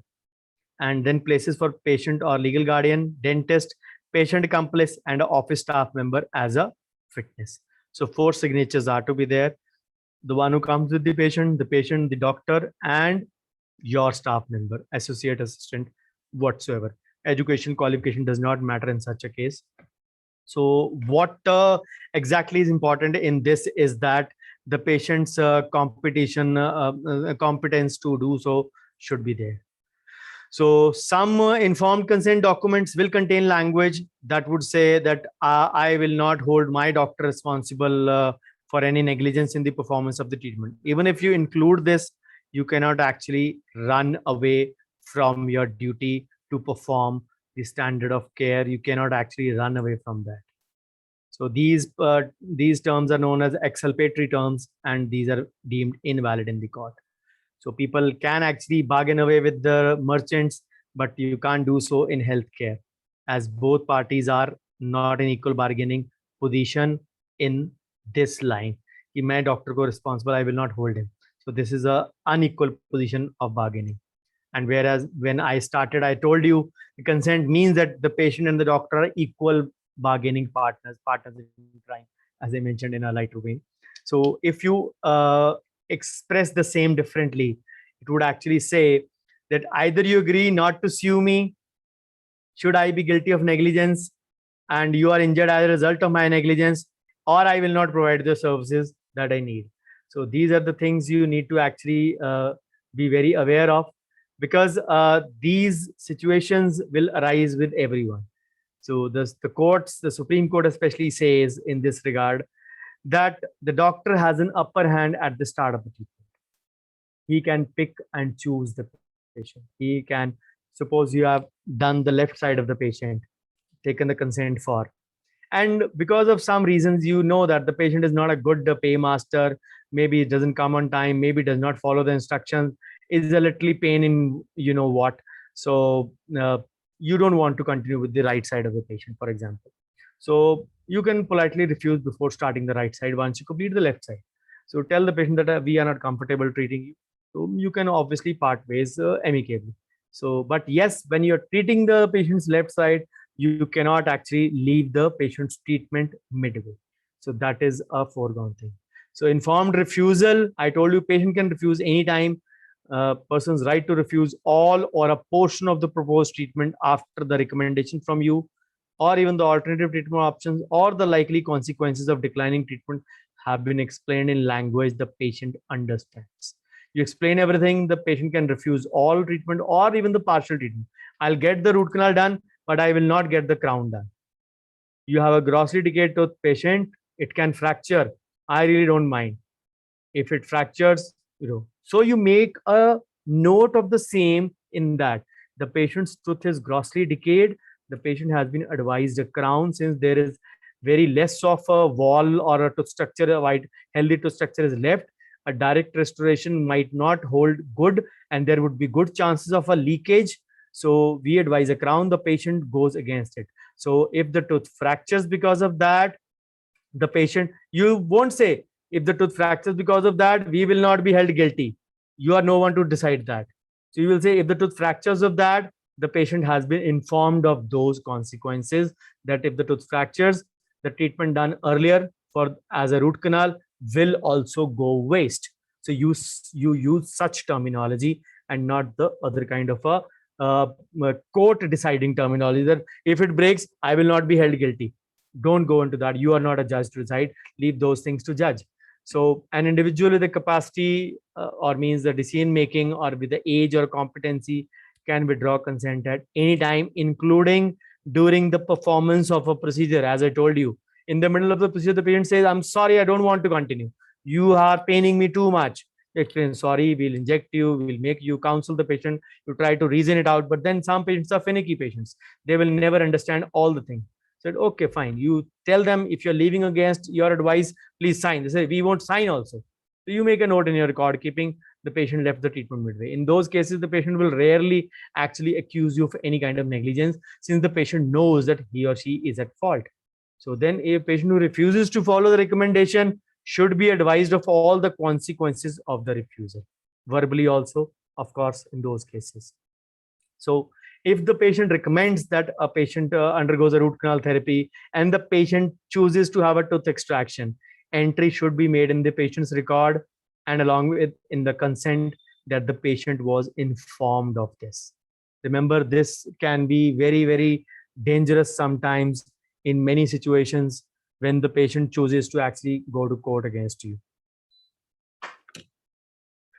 So if the consent has been obtained a significant time before the intervention, for example, people took a consent for a procedure in March 2020, and then we all know the lockdown happened. So if the clinics opened properly in June, some of them in July 2020. So is the consent valid in such cases which was taken in March? If there is no change in the physical situation of the tooth, or for the whole treatment that you have prescribed. There are no physical changes, no breakages, no further spread, or practically bottom line, no change in your proposed treatment plan, barring a couple thing here and there that you can mention or make alterations in your consent. You can still use that consent form which has been signed 4, 5, 6 months before. That can be still valid if the proposed treatment remains the same and if the patient's physical condition remains the same. So the law presumes that before the start, the doctor is in a dominating position. You can refuse the patient. I don't want to treat you. But once you have to obtain the consent, you have started the treatment, you have no reason to abandon the patient midway, including the payment. Usually we don't complete the treatment, the patient's payment would come and then only we'll complete the treatment. We are not allowed to do that. So consent is not a formality these days, as many hospitals get it done fatafat. Let's sign on a blank page. So it is not a procedure formality. It is a legal requirement of a medical and dental practice. So getting a mere signature on the form is no consent. And if a patient is rushed into signing consent without giving sufficient information, the consent may be invalid despite the signature. Especially if the witnesses are there, they can easily testify, yes, the patient did not explain a thing to the patient and the same was rushed into. So yes, you need to spend some good time with the patient in the form of first consultation and in the form of consent taking. So if you are ignorant of such things, or any of your colleague is, you talk about whosoever 52 people I can see watching here and lot many on the Facebook page. So whosoever is watching and then they tell their colleagues about this lecture that Dr. Bhavdeep Ahuja said these things, and they say, ऐसे थोड़ा ना होता है, we don't know such things. So they, it does not mean if this was so mandatory, so compulsory, then people should have told us otherwise. So remember, ignorance is not a bliss. If you don't know, it does not mean that thing does not exist. So be very aware of such things. If you are ignorant, does not mean that the consent forms does not exist in this form. I told you already what all can happen if the consents are not customized. People ask me, please send me your consent forms. I always say, I don't have a consent form. Said, no, you are joking. I say, I always make a customized one right in front of the patient. It takes me 5 to 7 minutes to make that. There are a few ready-made set templates with me for every procedure. I have that. I just copy and paste, maybe add or two, 3 lines as per my requirement. And I just make a consent form within that time in 5 and 7, because I have the bodies ready. I have, if I need to work on the treatment costing part, then I take excuse me from the patient and I say the next, I have explained you everything verbally. The written part would be ready by next time. You have to sign along with a witness and then we can start. Obviously, what I've told you would be the same in that. You have full right to read it, understand it, and then go ahead if you are comfortable doing that. If you want that, no, next time I want to read the form first, show it to my husband, and then sign, you are allowed to do that as well. I'm in no hurry to start your treatment, because usually the patient is not in a hurry. Sometimes the dentist is in a hurry to start the treatment.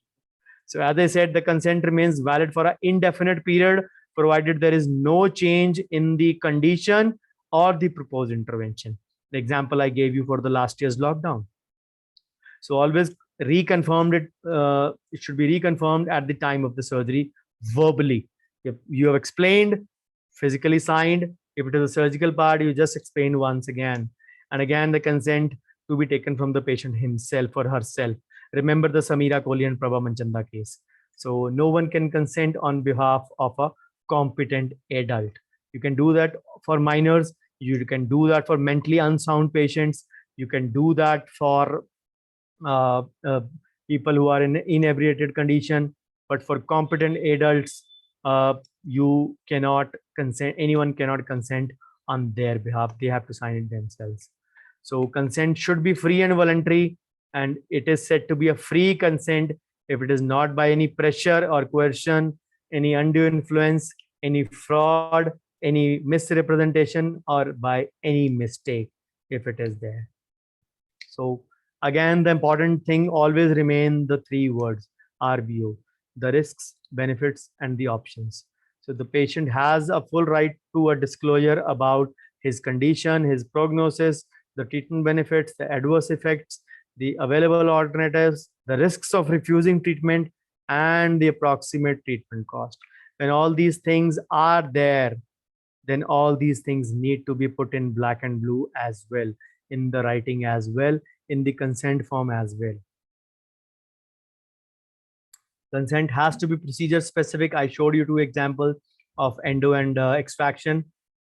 So if a consent is for a diagnostic, it cannot be a consent for therapeutic treatment. And of course, consents during the course of the surgery is not acceptable. Blanket consents are not valid, like the one I mentioned, mentioning Dr. Raghu's example. Just not example, but to naming him without his consent. I mentioned Raghu. I know I can trust Raghu in this regard. And all encompassing consent.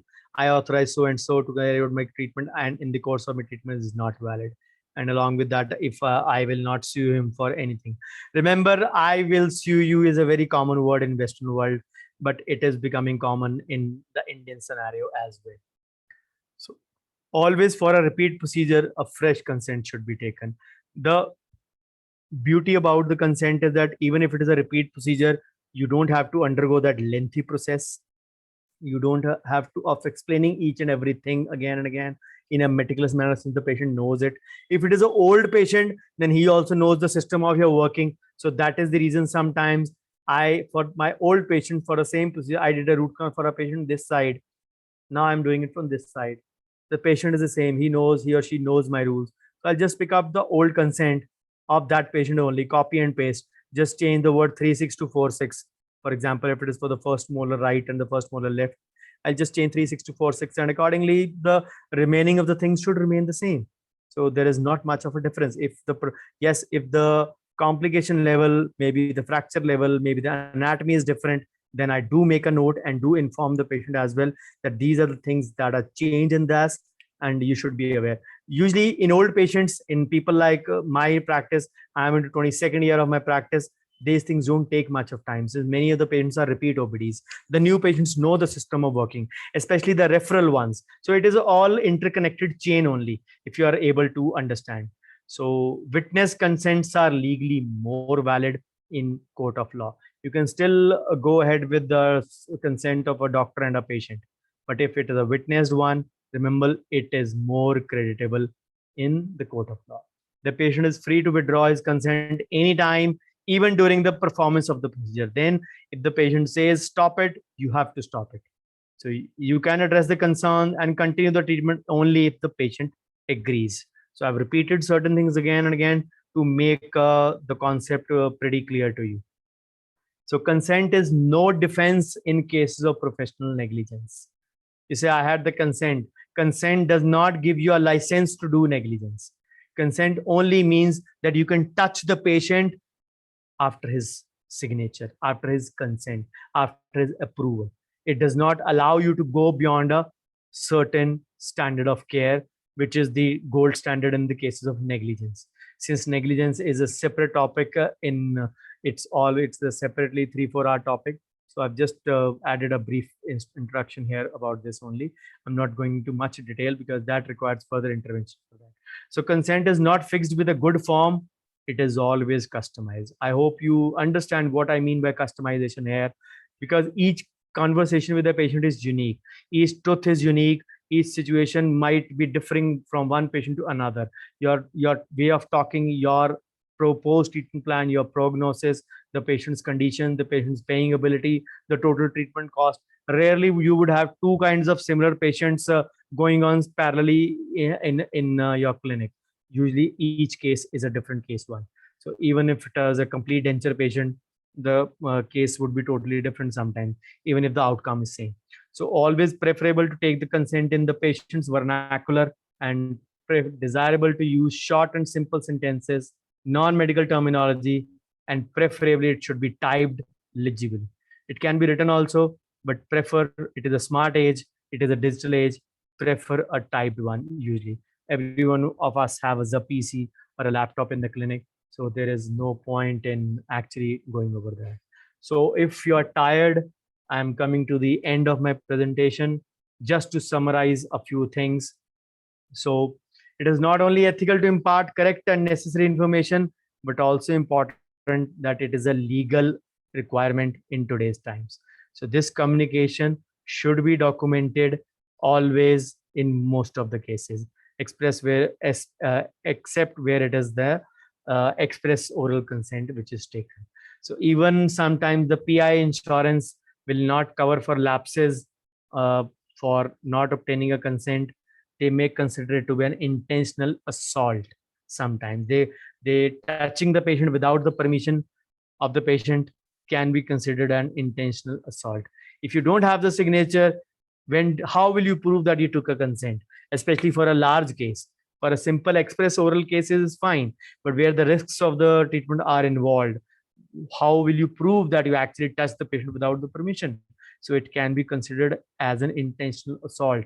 The good faith phenomenon does not come in over there. For those who want to know more about professional indemnity insurance, I recently covered it in 2 videos. That video should be online in the mid of July on my YouTube channel. I'll be giving a link at the end of my presentation, so do follow that. So what are the 5 things that you need to do?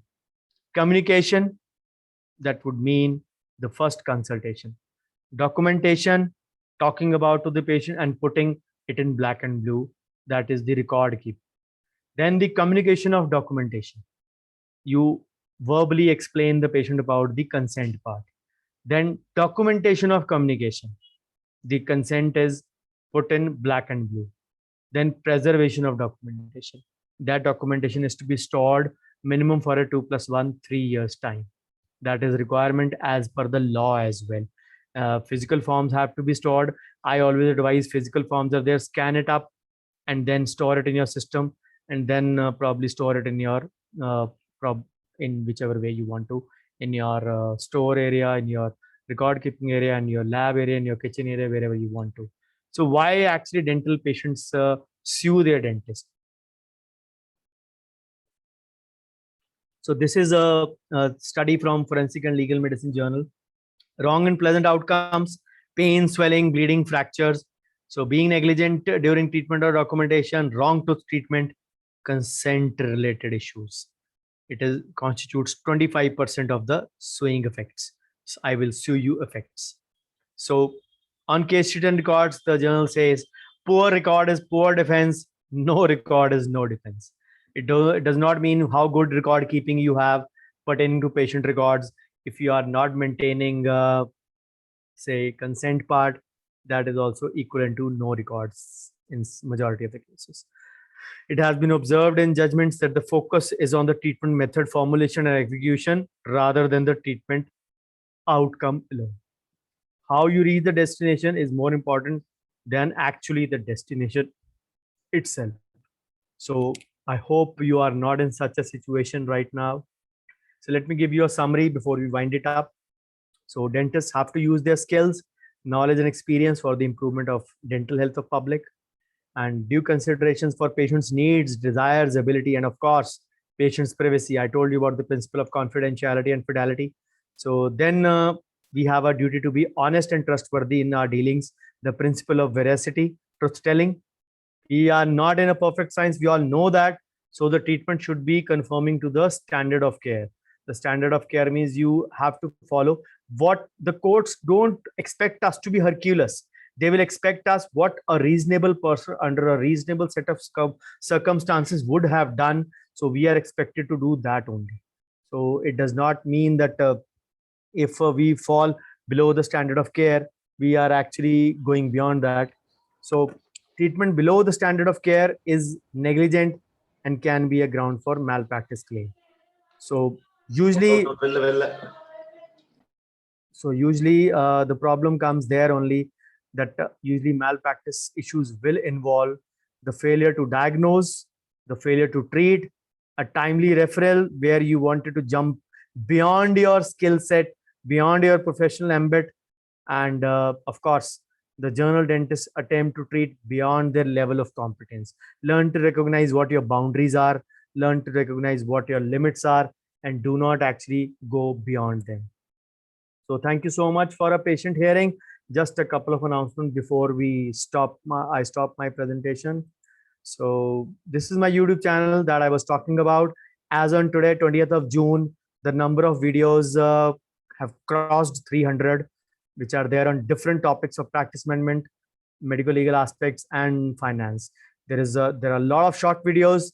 There are a lot of webinars on each topic, and I started a new playlist in just 2 weeks back only on motivational videos. Small 6-7 videos on motivation are also there. So just today only I launched 3 videos and one last night. So 4 videos were there in the past 24 hours itself. So all those combined have 300 plus videos. And remember, I'm a very camera shy person. I had never faced camera. I was say fond of even taking a selfie also. But the first webinar I took was on 25th of March 2020, almost the first day after the lockdown, national lockdown that happened last year. And in that 1 year, obviously not all were recorded also, but till date 300 plus done, and more than many were there which were not recorded itself as well, which don't have any record. So this is my YouTube channel link. My social media is by my name only, Dr. Bhavdeep. So go to the channel. If you forget it, just search my name, you'll find it. Subscribe to the channel, hit the bell icon, because I post a video daily. Dr. Raghu knows about it. He's in my groups. I post a video daily. So this is my phone numbers, email, and website. You can get in touch with me on this. So my social media presence, as I said, all goes by my name on FB, Insta, Twitter, LinkedIn, except on Facebook page, which is by the name of Dr. Bhavdeep Ahuja. So I run 2 WhatsApp groups as a part of my CSR activity, my corporate social responsibility. Although I'm not a CSR, not a corporate as such, I run WhatsApp groups for my community, free of cost education. It's been 4 years now. So I plan to keep it till 5, but then I had to give in to the request of a few. So the 6th group is on. I have named it as a temporary group. So anyone misses out here, I add people from here to here. So these groups are running. I'm managing these groups as well. A free education is there. If you want to be added, you can send me a message on my number. I'll add you into those groups. So do send me a valuable feedback in your idea group also. I know Dr. Raghu will forward all of them to me. So whichever you want to, bouquets and brickbats, both would be welcome in equal measure. Whatever you had to say about my presentation, if you had any carry home points, I'll be surely happy to inculcate them. And that gives me a scope for improvement in further presentation. So thank you once again. And I stop my share for any queries. So let me see the time, exactly 8:40. So I'm right bang on time because I know my presentations, how much time will they last. So firstly, I'll be taking up the question from the chat, and then I will take up the questions from the live audience once I have answered them fully. Okay, let me go up first. Dr. Raghu, in the meanwhile, please check out if there are any pages on the Facebook page as well. Once I answer these, then you can check up from the Facebook page. I'll take up the queries from there. Yes, sir. So far, no questions in Facebook, Okay. sir. I'm following it. Thank you. So Dr. Ramlal asks what all the things to be needed in written consent form, customized consent form. So I think this was a question at 7:33. So I hope Dr. Ramlal, this question has been answered by 8:40 p.m. I guess now. So what are to be added in the customized consent form? So I'm not going into that. So Dr. Pooja Ranka asks, do you suggest having a common consent form and a customized consent one for different procedures, failures? I think I also answered this part. You have to have a customized consent form, a different one from each procedure. I just gave you 2 examples as well. So usually my presentations encompass usually all the questions, but yes, I still want to welcome questions if they are still in mind from you. So Dr. Rajsekharan asks, kindly to let us know that the procedure that shall be taken up on the first visit. Usually the procedures where you feel the risks are not much, where you feel the express oral consent can be taken, you can go ahead with those procedures. For example, a class 1 cavity. Never think of scaling or a profile access to be a first sitting procedure, because wherever the bleeding is going to be involved or the medical complications can be there, or any systemic diseases the patient is suffering from, that thing cannot be taken up in the first sitting for sure. So do take those things into account. So Dr. Ramlal again asks, how long should we keep hard copies of written consent to maintain its validity in court of law? is digital consent form valid legally? I answered that, Dr. Ramlal. We need absolute requirement is 2 years, but 1 year we always mention on the safer side, because my lord, the judge Saab will always allow 1 year up to condonation of delay. So we say for an absolute safety side, record keeping is to be mandatory for 3 years from the date of the procedure that has happened. As regard consent, digital consent is not valid. You have to take a physical consent, scan it, and then do it. As of now, you cannot. Video consent is still valid, but a digital consent in the form of a digital signatures is not valid as of now. It may be a reality in near future, but as of now, you have to have a physical signatures for that. So is there any guideline or metrics to standardize the customized consent form? Dr. B. Sabranith asks.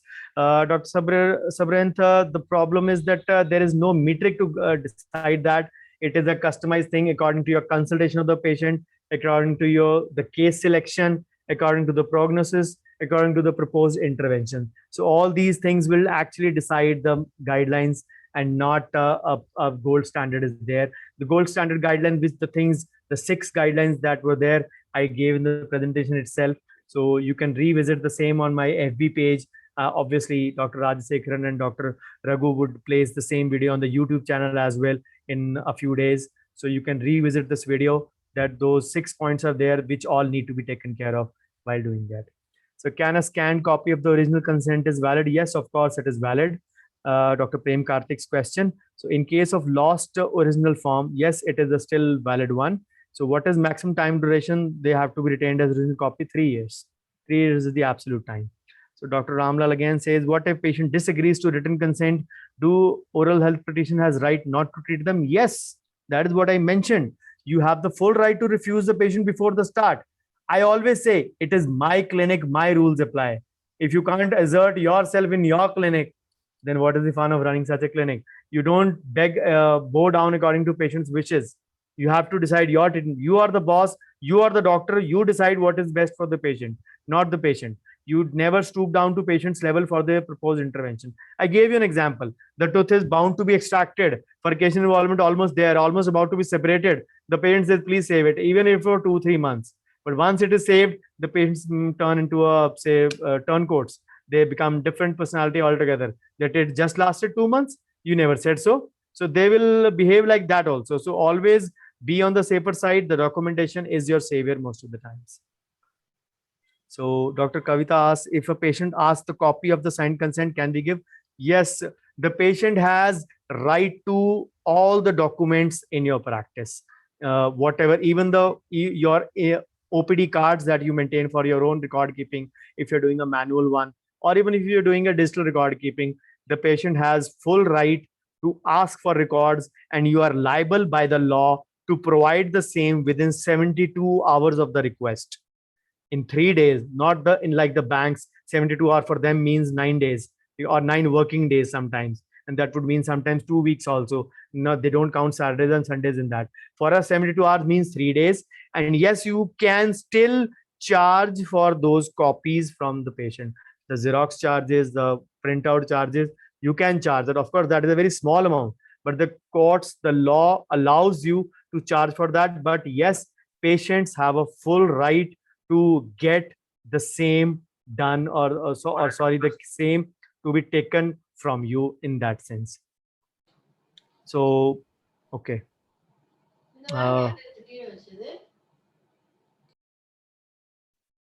So Dr. J. Sudha asks, should the extra points be written by pen or typed before starting the treatment? Usually I prefer a typed one, but if you're making a changes by the pen, like the bankers do on the side, vertical side of flip the side of the form orientation and get the sign on the side of the form itself, then you can get it done if you have made any additions by pen. But if you have done it in the typing mode, then it is best to have it or take a reprint out of the same. That should be always there.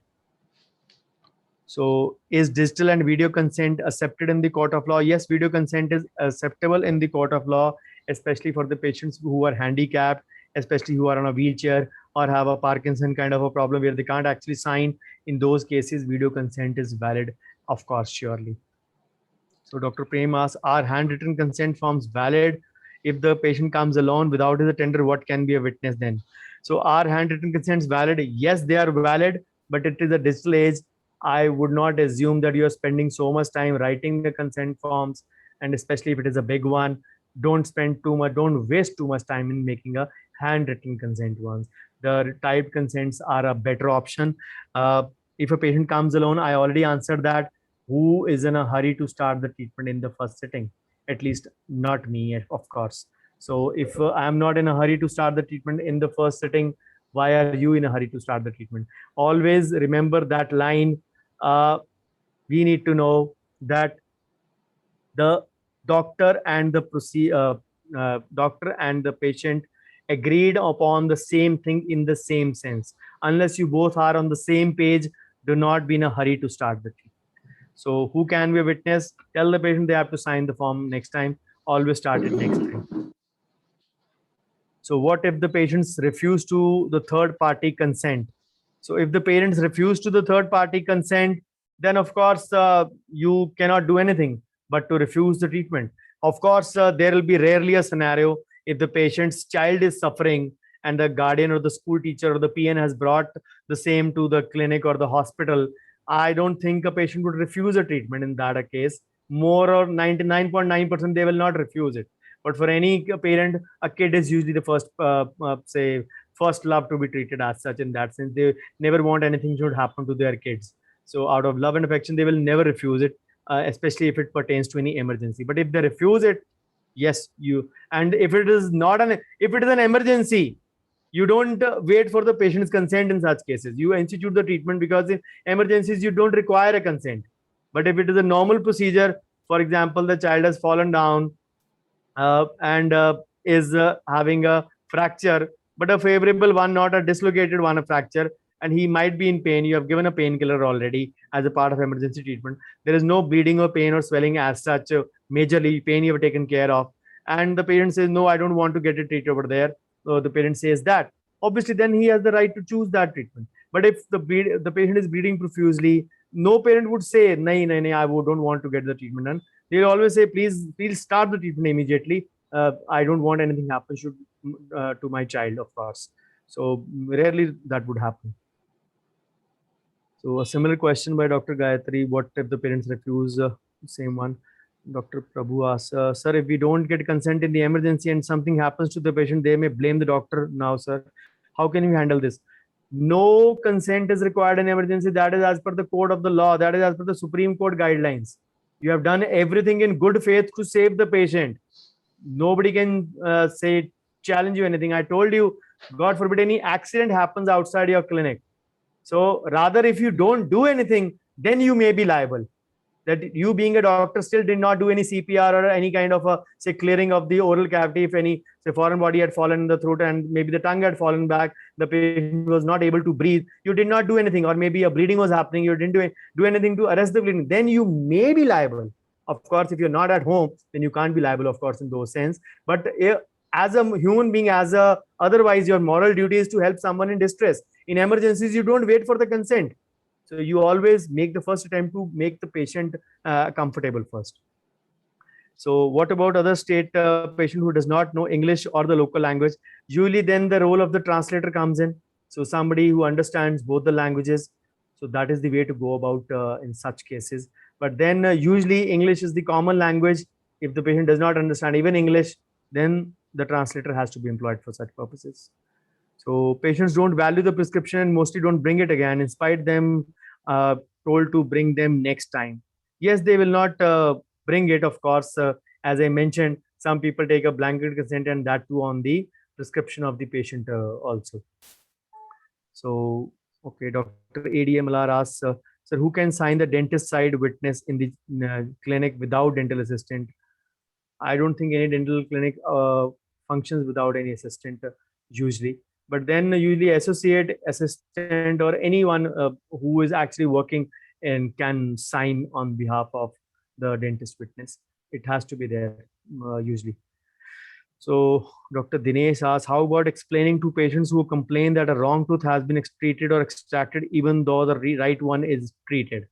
That is where the role of consent comes in. You take an X-ray, the documentation is there to save you. If you have extracted the 6 and you have a preoperative X-ray that it was decayed, badly decayed, the patient may be complaining of pain in 7 because of the adjacent tooth pain. Sometimes the referral pain is there, but you extracted the right tooth, you have the preoperative X-ray, you have the consent. Let him go to court. He will never go to court because he knows it. Yes, the pain might be because of other reasons, but if you have instituted the correct treatment, you don't need to worry about that part, especially in those cases where it is a trivial kind of a treatment. That is the reason I always say filter out your patients. Never always be in a hurry to treat all or do all the patients always. Okay, Dr. Malar asks again, can only assistant dentists can sign witness of dentist side? Can some other sign when we don't have one? Assistant dentist, assistant of the clinic also can sign. Those who are chair side assistants, I mean to say. So it does not mean only the doctors can sign, even the chair side assistant can sign on your behalf. So Dr. Raj, it is hard to believe that you're camera shy. I'm extremely camera shy. The camera hates me and I hate it doubly back. Really so. Can customize part of consent handwritten? I advised a typed one. I don't advise a handwritten one. That is a personal choice. You still want to say spend time in writing certain things. You have the body in a typed form and the top and the bottom in a say handwritten form. It'll take a lot of your time. I'll avoid that. I'll always avoid that. So is the cost of the consent to be got every time? I didn't understand the question. Is the cost of the consent? There is nothing cost of a consent as such. I didn't get the question. Please do clarify, Dr. M. It is a direct message. Maybe the cost of the treatment should be added in the consent, sir, every time. Yes. Okay. Cost of the treatment and the consent. Yes, the cost of every time when you are taking the consent, you have to give the patient an estimate for the treatment. Always do it. Always do it. Because and since if you want to say that the procedural cost is non-refundable, if it is varied on certain factors I gave you for endo, for example, people will disappear after the first sitting. They'll reappear after 6 months when the pain starts. So you have to mention your terms and conditions. When you have not mentioned the total cost, then you have to. That is the reason I mentioned. If you collect all the consent forms of a dentist for a month, that will become the total value of the ITR of the patient or of the dentist. Whatever, if he is charging or say filing his ITR, would be the same value in a month. That is the amount of say tax chori we all indulge in. So is there any specific format for ortho patients, the validity of ortho treatment consent forms when they come for relapse later? Obviously there are formats for every kind of thing. You will always have all the bodies available, but then the relapse is a side effect of the treatment that has to be mentioned along with the T and the C's, that it depends primarily on the retainers part. If the patients don't wear the retainers properly, it has a huge potential to relapse. Otherwise, also sometimes in a skeletal case also, the relapse cases are very common. So when the corrections are there, so you need to mention that clearly. And please re-stress on the duration models should be stored. Yes, all the records, whether it is CAS, OPD records, your case forms, your X-rays, everything, even the lab models for 3 years, they are to be stored as a record keeping part. So there is no two way. Where will we store? That is up to you. In your house, in your garage, in your clinic, in your bunker, wherever you want to. It is a personal choice. So is extraction consent should be got every time the patient comes for new teeth? Yes, surely. You just need to change the tooth number only. The patient is an old one. You don't need to explain each and everything again and again. The patient knows it.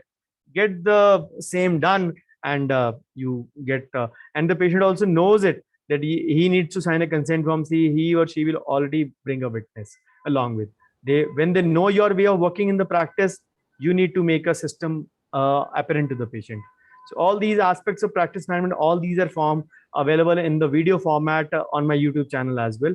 So do subscribe to the channel till 2nd August. Daily, in the past 1 year, almost daily a video has come.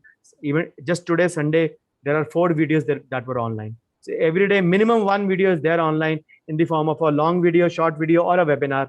So do subscribe to the channel. You will be notified every day. Until as of now, as I'm speaking on 20th June, videos till 2nd of August have been already scheduled.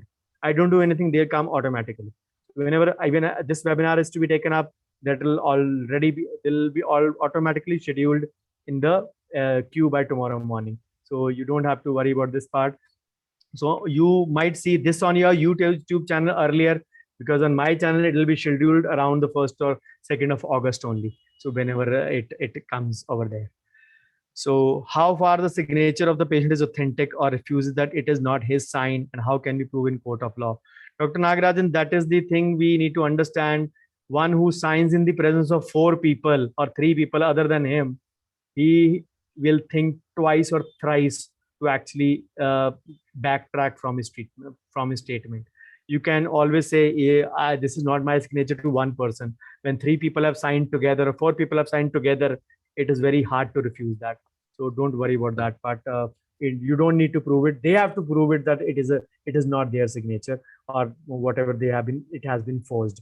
So if that, then that would mean that the witness signature also has been forged for both the cases. So it will be very difficult for them to prove in such a case.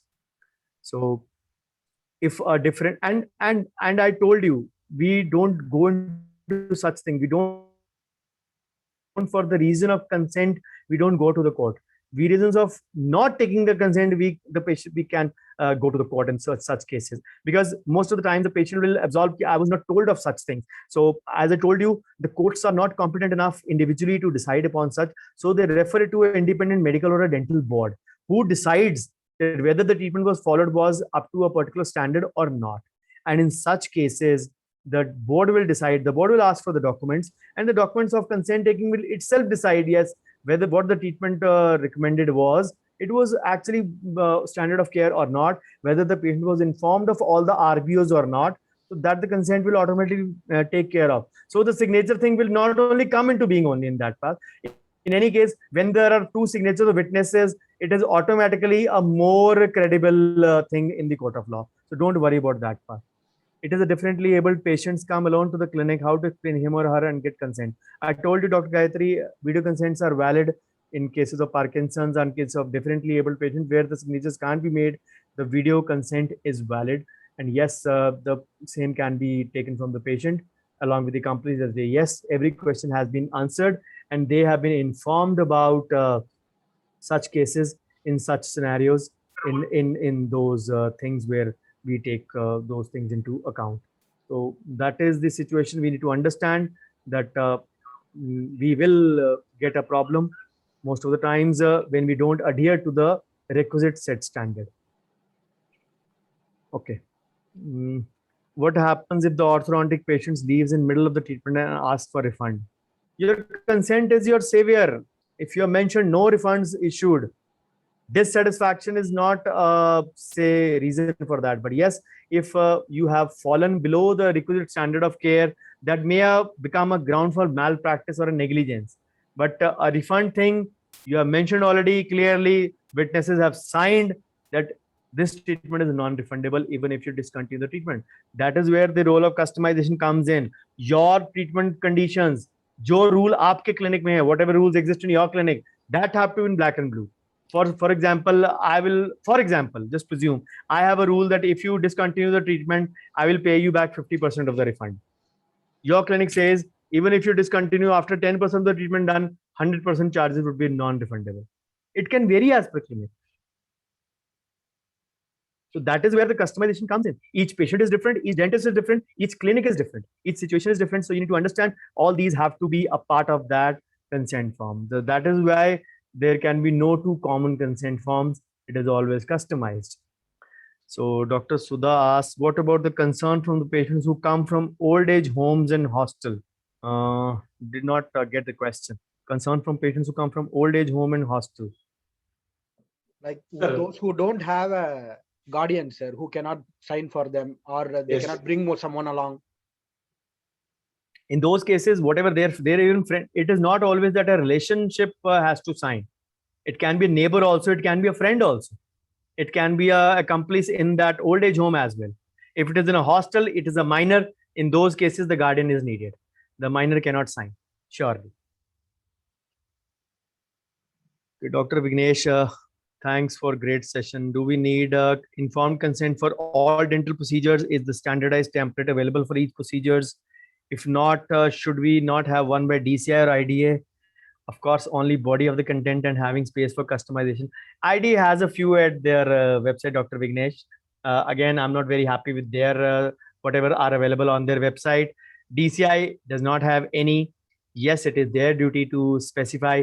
I gave you an example of the KSDC, Karnataka State Dental Council, which has actually, I don't know whether they have that form or not, but yes, they made it mandatory for the dentist. But then you get the consent templates everywhere.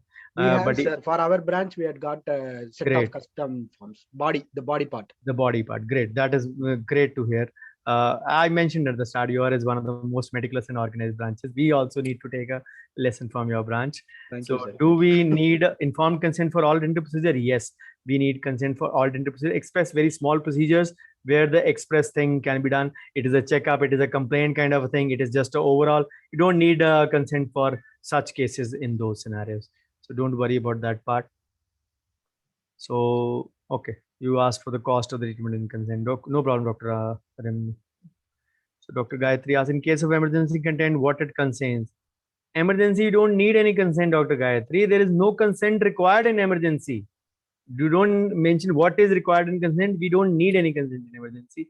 Only a treatment procedure along with region or consent. Nothing is required. Everything is done in good faith just to save the life of the patient sometimes.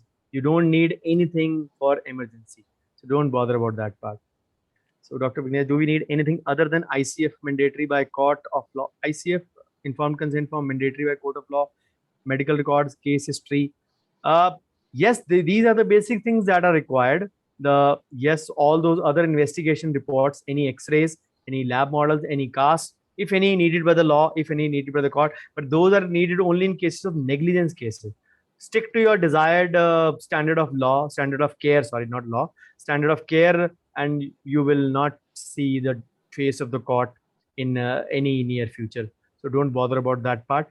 So those are also requirement to be produced if you happen to fall into any negligence suit, not otherwise. So what's your take on fingerprint signature to avoid later issues?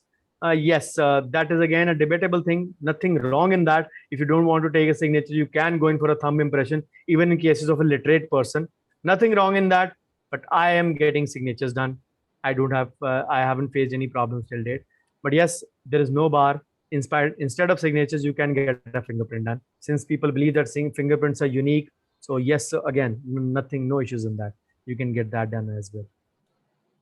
So what needed to be added for COVID? Nothing, especially for COVID. If the situation of the patient, because there are no guidelines available as such, there was a hoax message floating around that in the recently treated COVID patients, you can't inject an LA. So that if that is the situation, then I might have killed at least 50 patients by now, because I've treated 50 positive by now till now. But this is the thing we need to remember, that it does not need to be added in specific, because since we don't have any clear-cut guidelines as such. So, and nothing by the DCI, nothing by the Government of India, nothing by the MHF, Minister of Health and Family Welfare. So we can't actually say what exactly needs to be done. So in video consent, how do you record the date of the conversation with the patient? It is very simple. You get a settings, you go to the settings, add a date imprint on that. Even in my YouTube video, the Zoom video, which is being recorded, it is recorded with date imprint on it. Once it comes on your channel, on your branch channel, check it out. You will have a date imprint. It is just a setting in the camera itself. So there is no special thing about it. You can still alter it, of course, but then it needs to be proved that the date was morphed. So don't worry about that part. It is an impinned one as well. So thank you, Dr. Sudha. Thank you, Dr. Prem Kumar. Is digital signature authenticated? No, you don't. As of now, not. You require a physical signature or a thumbprint to be on the safer side if you are not very clear about it. So Dr. Anand, thank you, Dr. Anand. Dr. Vidya, thank you for this session. Dr. Gayatri, thank you. So any more queries, or if I missed any? Sir, myself, I have a question, sir. Yes, sure.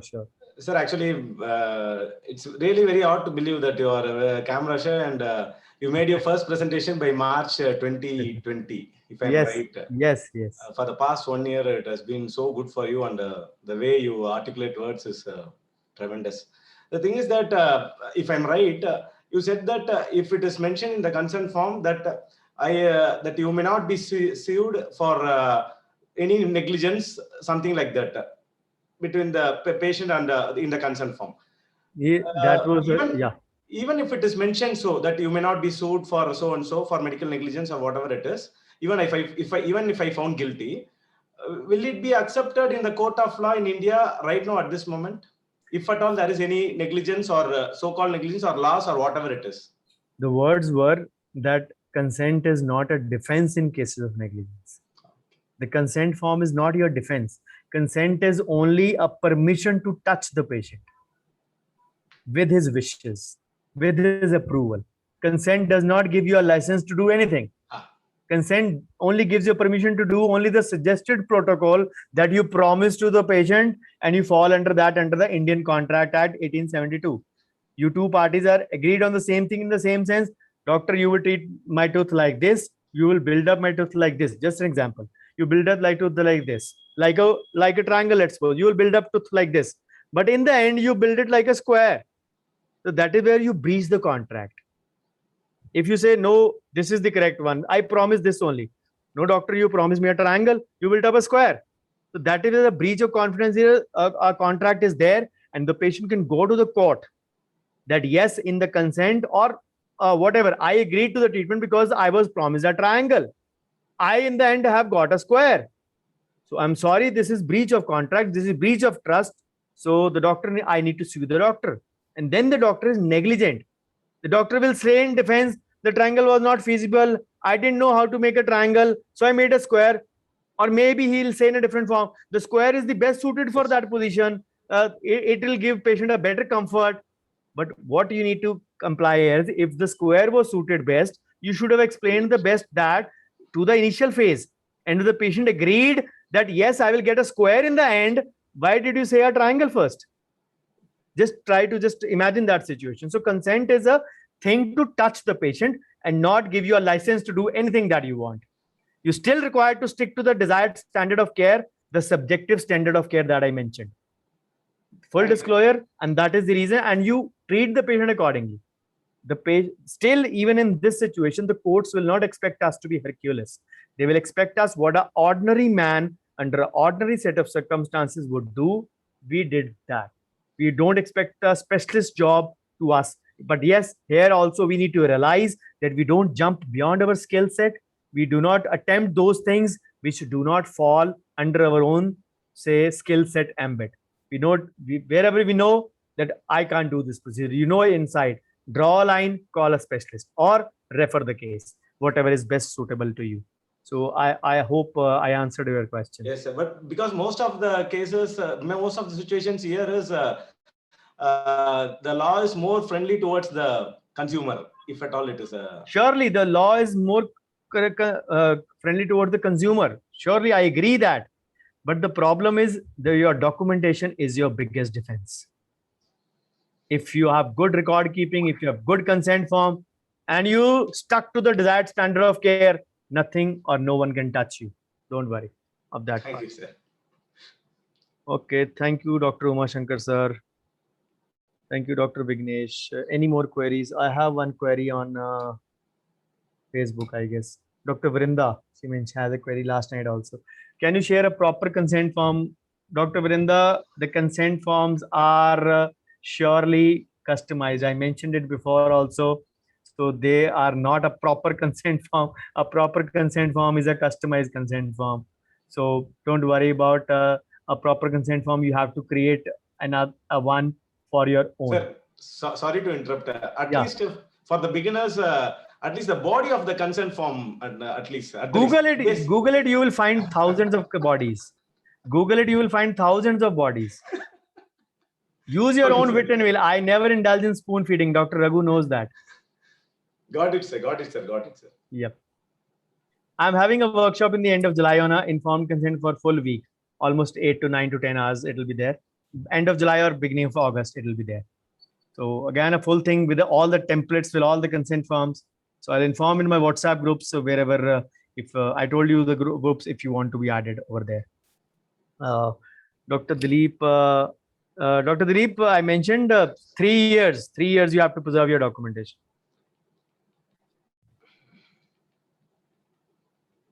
So any more queries? Sir, Narayan, sir. Sorry? We asked, sir. Sorry? To our secretary, sir. Okay. Narayan, sir, is it audible?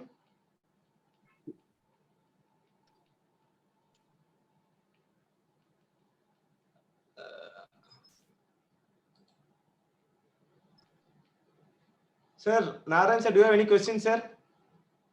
Hi. Hello. Is Yes, it sir. audible now? Yeah. Sir, it's very clear almost. You answered almost every question with so much of enthusiasm for the past 1 or 2 hours. It's very hard to see such an energetic person nowadays. Okay, thank you very much. And and our president has almost made you to answer each and every question in a very interesting way. No, I'm always there for all queries. I never rush the queries. Yeah, and Dr. Raghu Ganesh was very much pointing towards you about your skill and your way of presentation, everything. And thanks for him also. And I thank everyone for listening and your enthusiastic approach. And we are still looking for a lot of queries also from, and we can forward to you so that you can answer them also. Yeah, Thank you. sure. I hope I And, justify Dr. Raghu's confidence in me. Sir, Very definitely, much, sir. sir. Very much, Definitely. sir. Definitely. Yeah, Usually how much ever when time we it have may some take, he leaves. expectations. Excuse me. How much ever he takes, he leaves no questions unanswered. That's He'll answer great, sir. all the questions and he finishes the any session, sir.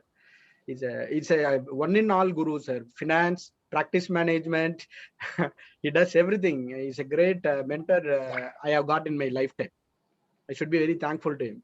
Thank you. Okay, so sir, please explain that indemnity insurance also for one session actually. I recently took up it in 2 sessions. That video will be out on 16th of July. You can check out my YouTube channel. That is the reason I gave you the YouTube channel link. You can get subscribed to the channel. You'll be notified of all the videos. There are a lot of videos coming by the end of the month. 30th of June, you'll be getting 15 videos in that day, each one every hour on mutual fund. That is a series I'll be doing that day. It's my dad's 2nd death anniversary, so I'll be paying a tribute to him by this. So from 7 a.m. to 9 p.m. you'll get 15 videos every 1 hour. So again, minimum one webinar, minimum one video is there going to be every day till August. I have lined them up. So again, a lockdown thing, which I have utilized the time in both the lockdowns, 2020 and 2021. So not wasted time in any way. So now we are almost back to full practice in Punjab. So the webinars would decrease in nature, but yes, even if they decrease in number, they're already lined up till August.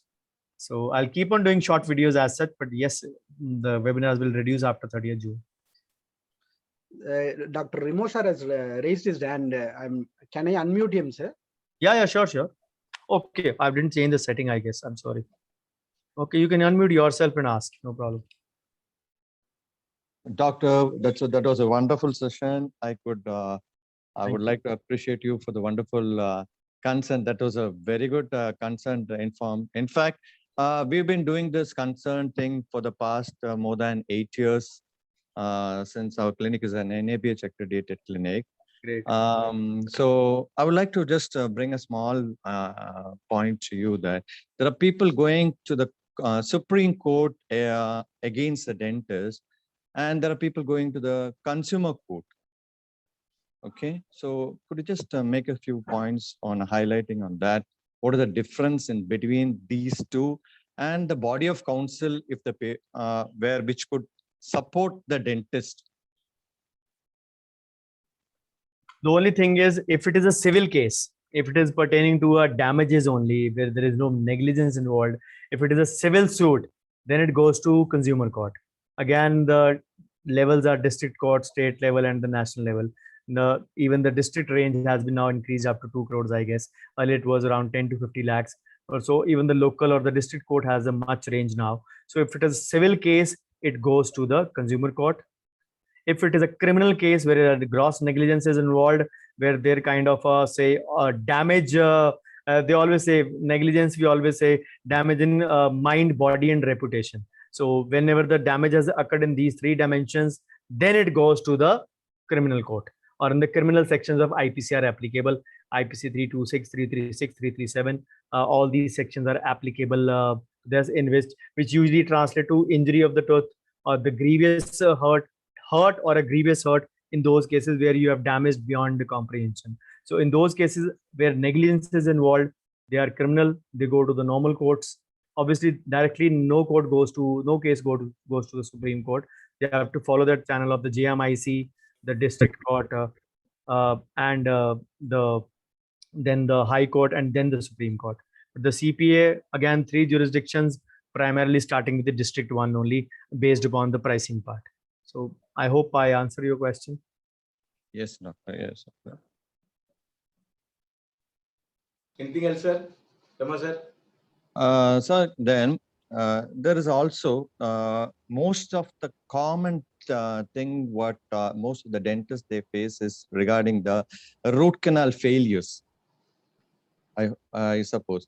Okay, that's where the perforation takes place, extent of the root canal, breakage of the file takes place at the apex region of the tooth, sometimes perforation extending beyond the apex of the tooth.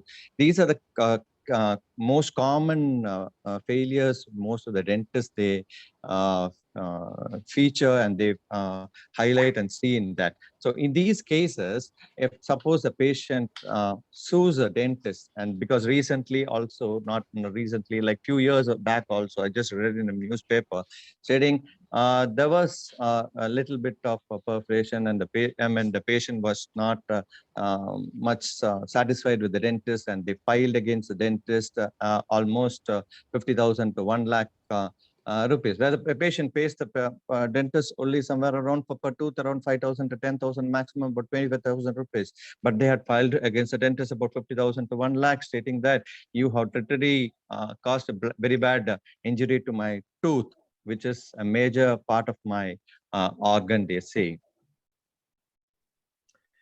The thing is that always these problems crop up when we don't mention the side effects of the treatment. I mentioned it very clearly in the presentation itself when these are mentioned as a part of the therapeutic hazards. These are a side effects of the treatment. If we have mentioned that verbally, got a signature as a consent from the patient knows that these are a possibility. Then if it happens, actually, God forbid it should happen, but if it happens, then we need to do or follow the principle of veracity or truth telling. We need to inform the patient, and in such cases, we need to take the services of a specialist if we ourselves are not competent enough to handle that. So if we actually jump and bypass that thing, and the patient gets to know from a third party that this is a situation because of this you are suffering, then the patient automatically joins the missing links and goes to the court. And the filing is advised by the lawyers only, number one. Number two, they always equate a tooth to a body organ. If the patient has had a tooth loss, then it is considered what benefits, the potential benefits the patient could have drawn from that tooth. So the damages are in accordance to. Then the biggest damage they claim is loss of mental peace. 90% of the claims are for loss of mental peace, as if the patient is living his life in a spiritual mode. And yes, only the dentist disturbed the spiritual mode and turned it into a situation where the patient lost all his mental peace because of that. So again, a lawyer guided thing only. So if you're following the particular sequence, even if you instrument separation is there, nobody can even touch you. Trust me, there is a colleague of mine who is in civil hospital, and he actually saved a colleague from 3 separated instruments in 3 canals of a molar. You can say the one breakage can happen because of a mistake. The second breakage may be another mistake. Maybe I was sleepy. But if you break 3 in 3, that is gross incompetence. But then again, always I say, you always be in good terms with your neighboring dentist also. You never know, he might be sitting in that independent medical or the dental board and giving an opinion against you. And just a couple of nights before, I was talking to that friend, the same friend I'm mentioning. He said, I have this big pile of letters received only today, directed to PMO, directed to Supreme Court, directed to CMO, directed to health CC, to health surgeon. It takes only an email, directed to DCI, and said, and I have been told to initiate an inquiry. So I let these, luckily we are in COVID times, so I'm letting these die their own natural death. The time passes and the patient forgets the complaint. If they are marked again, then only I can't call a colleague to say that I've received a complaint against you. Most of the complaints are for dissatisfaction. But dissatisfaction is no reason to actually claim for negligence or claim for a refund. If you're not satisfied, does not mean that the treatment instituted or the treatment given was not good. So that is the thing. The compensation advised is by the lawyers, and that is offered by the judge in considering the equating the tooth to a body organ. But yes, if you have not followed a proper protocol of informing, then taking a written consent, and then if it happens, taking indulging in veracity or truth telling to the patient, and lastly taking the services of a specialist or giving instituting the first aid, if I can say in that sense, then you are guilty. If you have followed that sequence and still the patient chooses to go to court against you, then you will not be harmed in that case. That is for sure. So don't worry about that part. I hope I answered your question.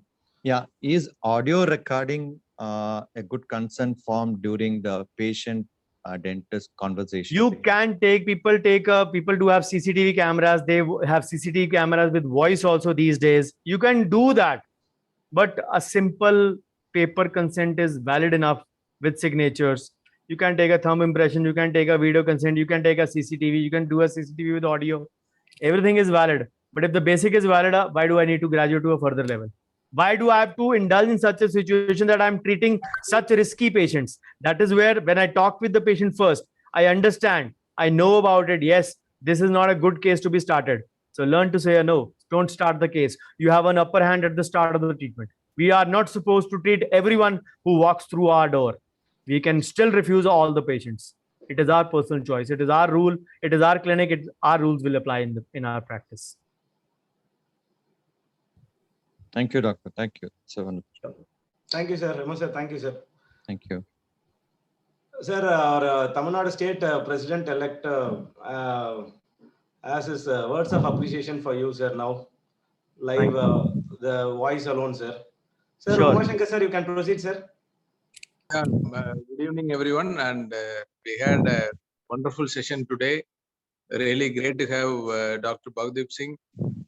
Really astonished with your academic qualifications. And I don't know how you find time to do all those things. Really, we wasted our life, I think so, for several years. At least I had an opportunity to hear your lecture, and sure will follow your YouTube channels. And also very proud of Thiruvallur branch. Already they have branch level consent form. They are having it. Just I came to know through this time of webinar, and really need of the hard topic, because lot of even last week IMA protested that violence against doctors throughout the national level. So everywhere it is happens.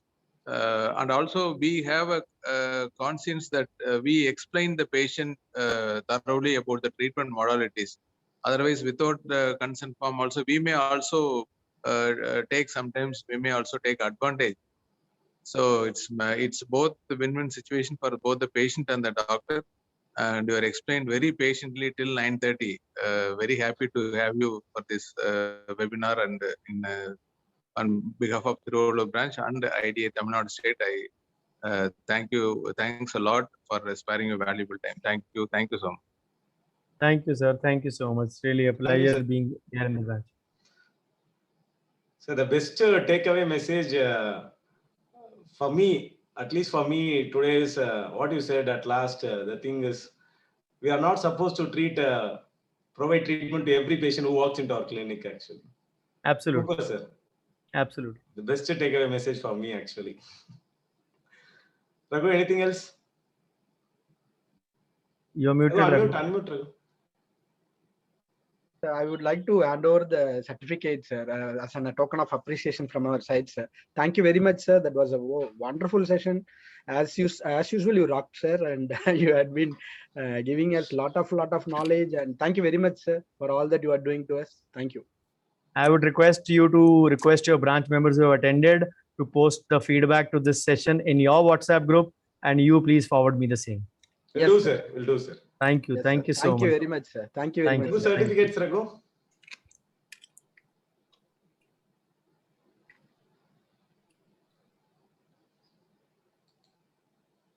Raghu, guest of honor certificate and Yes, of not added here. Okay, speakers. Can you see this? Yes. Yeah. Done. Visible. That was our Dr. Baldeep Singh Ahuja for us. Thank you very much, sir. And as a token of appreciation, please kindly accept it, sir, from our side. Thank you. Thank you. Thank you very much, sir. Thank you very much. So Narayan sir, vote of thanks. Thank you, Baldeep sir, for your kind information, for your presentation, and wish you a lot, and we'll follow you in your YouTube videos also. Thank you. Thank you. Thank you. So thank you, sir. Thanks a lot for your session, sir. Thanks a lot for your time, actually. Thank you. Thanks a lot, sir. Thank you. Thank you. Thank you. Let's close the meeting. Yep. Done, sir. Thank you, sir. Just I'll inform if you can, if you want to switch off the recording, sir, or Okay. I would request members about IDA membership, sir. I would explain them the benefit of that. Just a minute, sir. For a minute. No problem. Go on. Yeah. We would like to stress the importance of becoming a member of IDA. These are the numbers that we had given in this screen. Please feel free to reach us to become IDA member, and let us all stay together, stay united to talk, have a voice for us. Thank you very much. Thank you, sir. Done, sir. Thank you, sir. Let's close, sir. Okay. Thank you. Good night. Take care. Bye-bye. We'll call you, sir.